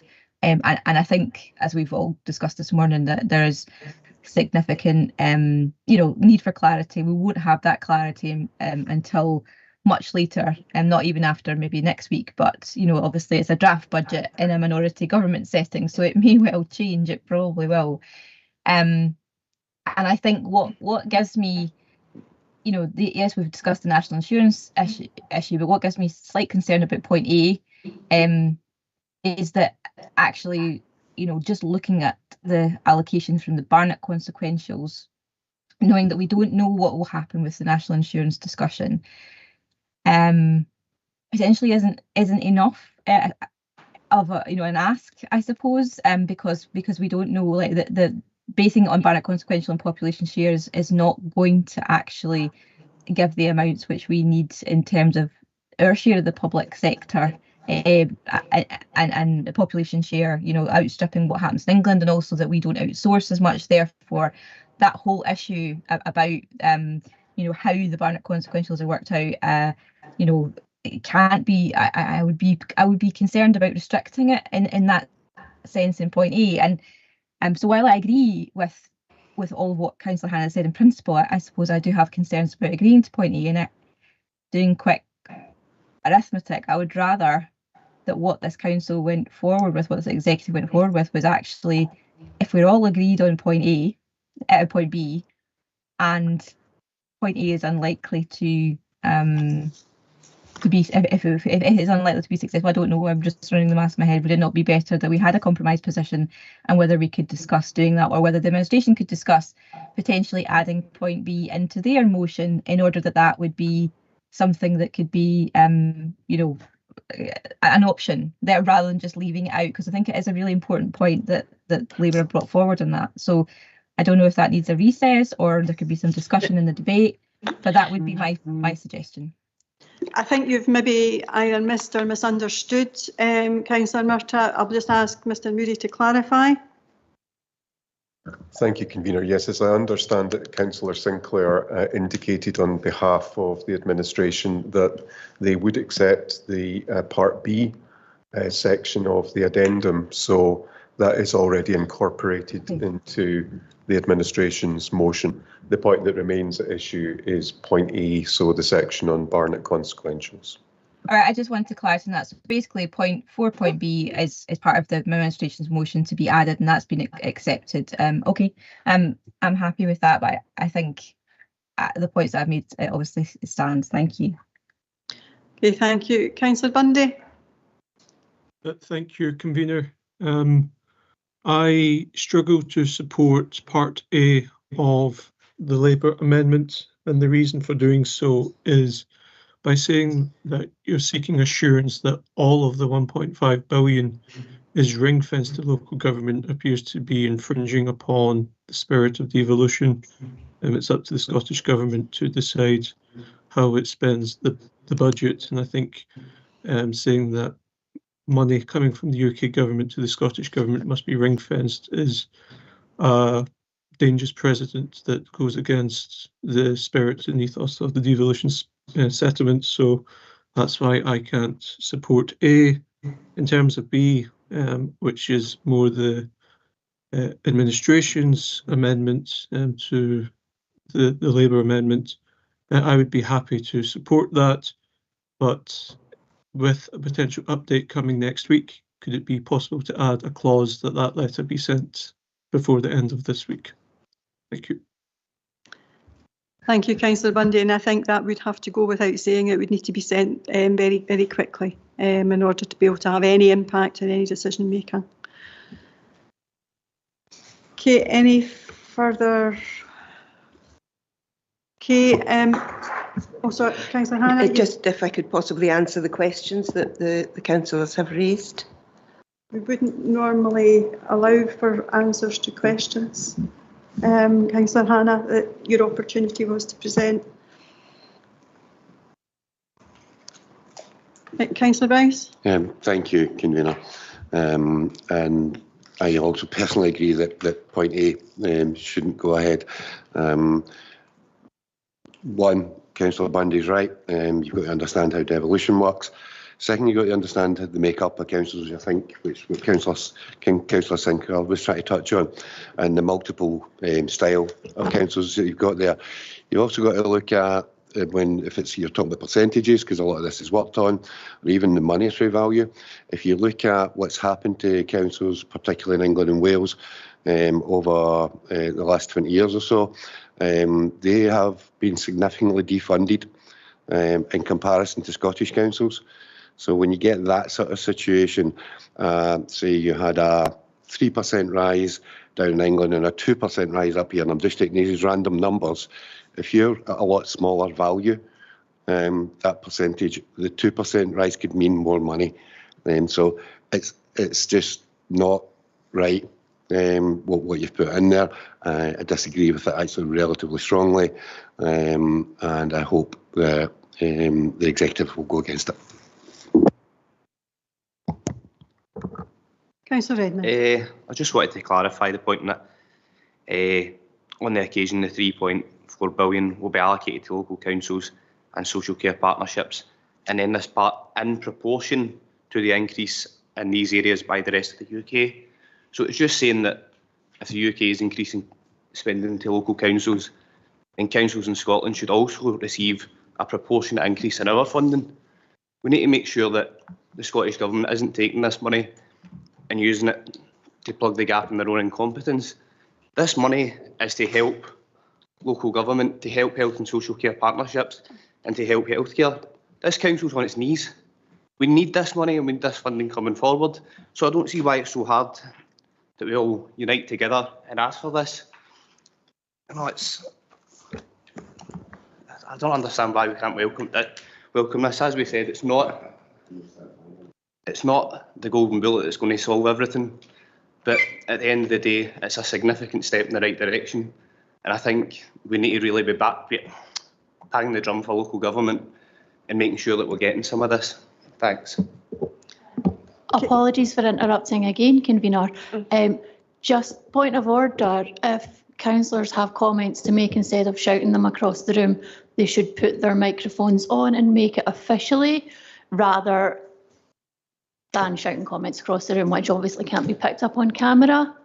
I think it was a comment to his colleague that was a wee bit too loud. It was an offensive comment that could be heard across the room. Well, I didn't hear it. All I heard was a noise, and so I couldn't see what was actually said. Point of order, So, thank you, Councillor Patterson. Thank you, convener, for keeping this such a positive atmosphere today. Councillor Spears. Thank you. I think it's quite clear to everybody, especially if you watched the preamble to the Scottish budget delivered in Holyrood yesterday, we live in don't know land. Nationally and locally, we don't know. But what we do know is we have a council to run. We have to increase teachers, we need to know. We have a health board to run, we need to know. So this, and I was pleased to second this addendum, because like any child that asks a question to a parent, it's because they want to know. And this is a chance for the Scottish Government to reply and treat Falkirk. And I thought the First Minister might have said something when he was visiting our hospital last week. Amid his concerns regarding that hospital, he might have said, I'm here to help. But being here to help is, I'm here to help fund this. So we're living in don't know land for the Scottish Government nationally, which leaves us, as our finance director says, we don't know. So how you get to know is you ask questions, and this addendum is saying we write to the First Minister and we ask these questions because we need to know, because we have a district to run, and that is our responsibility. Okay, folks, I'm going to first of all speak to the report, and then I will speak to the addendum. The the report that's actually before us is pretty much what we would expect at this time of year. But we've noted that there has been some movement, but it has been a negative movement. But we have heard from Mrs Templeman that we're still on track to potentially have an underspend that would then be used to reduce the service concessions that are required. There needs to be continued robust budget monitoring of service budgets and delivery of the agreed savings. The HRA remains challenging, and note there's been additional call on reserves. While there's a recovery plan being put in place, there needs to have careful oversight to ensure it's effective, as further pressures in relation to other areas such as national insurance employees' contributions will have to be factored into the budget going forward.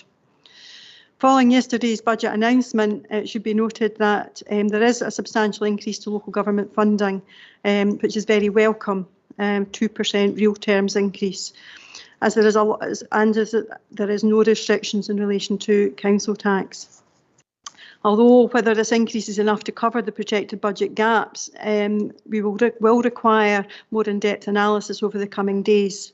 That detail of individual council allocations will not be known until next week, once all the checks have been completed.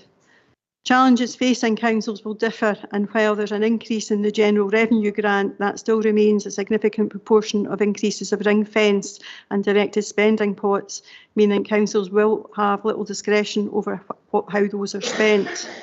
Therefore, we must continue to focus on how we can address our structural deficit using the levers available to us in order to meet the aspirations of our medium-term financial plan and financial sustainability.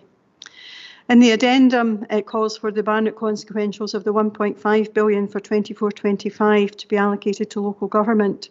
While it may not be directly allocated to local government, vast majority of that is going in the Scottish Welfare Fund, and to then turn around and say that it should go to local government puts that at risk. And I just can't believe that we have that before us today. And it's right that, having campaigned for better pay, that is supported and included within those Barnett consequentials. I also believe that some of that, these Barnett consequentials have gone directly to the health service. And turning to the 3.4 billion for 25-26, local government has retained its share of the budget and a bit more. And what we mustn't forget is the mitigations for other impacts that those south of the border that are going to be under pressure, or communities under pressure, such as the winter fuel allowance, such as the 2-child cap, such as the bedroom tax, and I could go on. All of those, while aren't directly coming to local government, do indeed support our communities, very much needed, and take the pressures off. We have a larger and better paid workforce, therefore the costs associated to local government are greater. And I am more concerned, and there's a greater risk around the national insurance contributions to the local area and to our budget, and that's something that we really should be concerned about, as that is an increasing pressure that could eat up any additional funding that comes to Falkirk Council. And a stealth tax that we will be left to trying to mitigate, whether that be through Scottish Government or at local government level. So that is why I can't support Section A of the amendment, and happy to incorporate Section B into the motion. I'll now turn to Councillor Sinclair to sum up. I think I'm content with what everybody's said. I mean, it's clear that there's significant financial challenges right across the UK. As to whether or not we gather the funding here within local government to say what we can do with it or not, that's up to a decision of the Scottish Government, and I think the Scottish Government should be free to allocate funding as it sees fit. Yes, we'd absolutely love for that 43 million of that to come forward and that 90 odd million to come forward, but the stark reality is that is a funding pot for all of Scotland. And when the funding comes back in, and the funding that's used within our communities, it's delivered by the Scottish Government to people within our communities, there's a significant amount of that funding that actually sits within the Falkirk Council area. We've heard it before in reports by different officers that there's a significant amount of welfare support that's not taken up by citizens within our communities. That's a shame. That's a real shame. It's a shame that welfare support is required in this day and age, right enough, but there is a significant amount of money that's sitting unused from UK benefits that could go towards citizens in these communities. So from that, I think enough has been said so far, and I think that provides a level from where we can sit. Yes, we want more funding in local government, but we also want more funding coming forward from the UK government to begin with. Okay, thank you. We'll move to the vote. Thank you, Convener. And the motion, which consists of the recommendations at paragraph 2, with the addition of those parts of the amendment relating to paragraph B, has been moved by Councillor Sinclair and seconded by you. Against which there is the amendment moved by Councillor Hannah and seconded by Councillor Spears, which insists upon the contents of paragraph A relating to the Barnett consequentials. Councillor Meikle-John. For the motion. Councillor Bowes. Motion. Councillor Bundy. Motion. Councillor Deacon. Motion. Councillor Devine. Motion. Councillor Garner. Motion. Councillor Hannah. Amendment. Ely Kerr. Motion.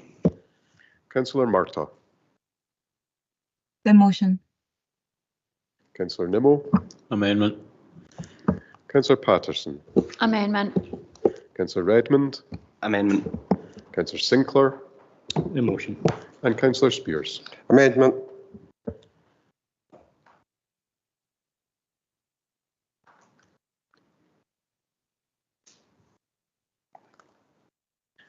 Convener, there are 9 votes for the motion. There are 5 votes for the amendment. The motion carries. Okay, thank you. And thank you to everyone this morning for their time and their contributions. That brings us to the end of the executive, the last one for this year.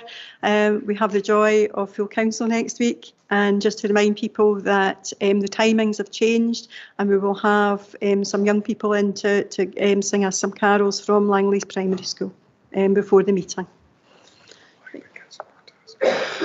Councillor Murtagh. Yeah, just as the business finishes, and I know there's been a few comments raised about the conduct of the meeting today.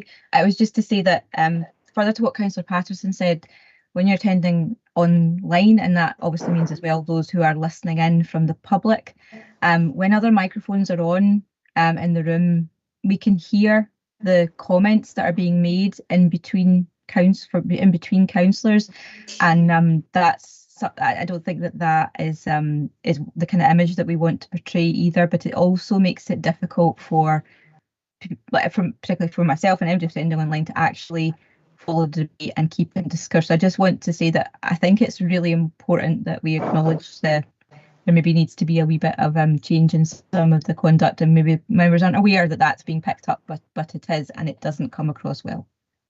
Thank you. Okay, thank you for that. And that brings us to the end of the meeting. Thank you.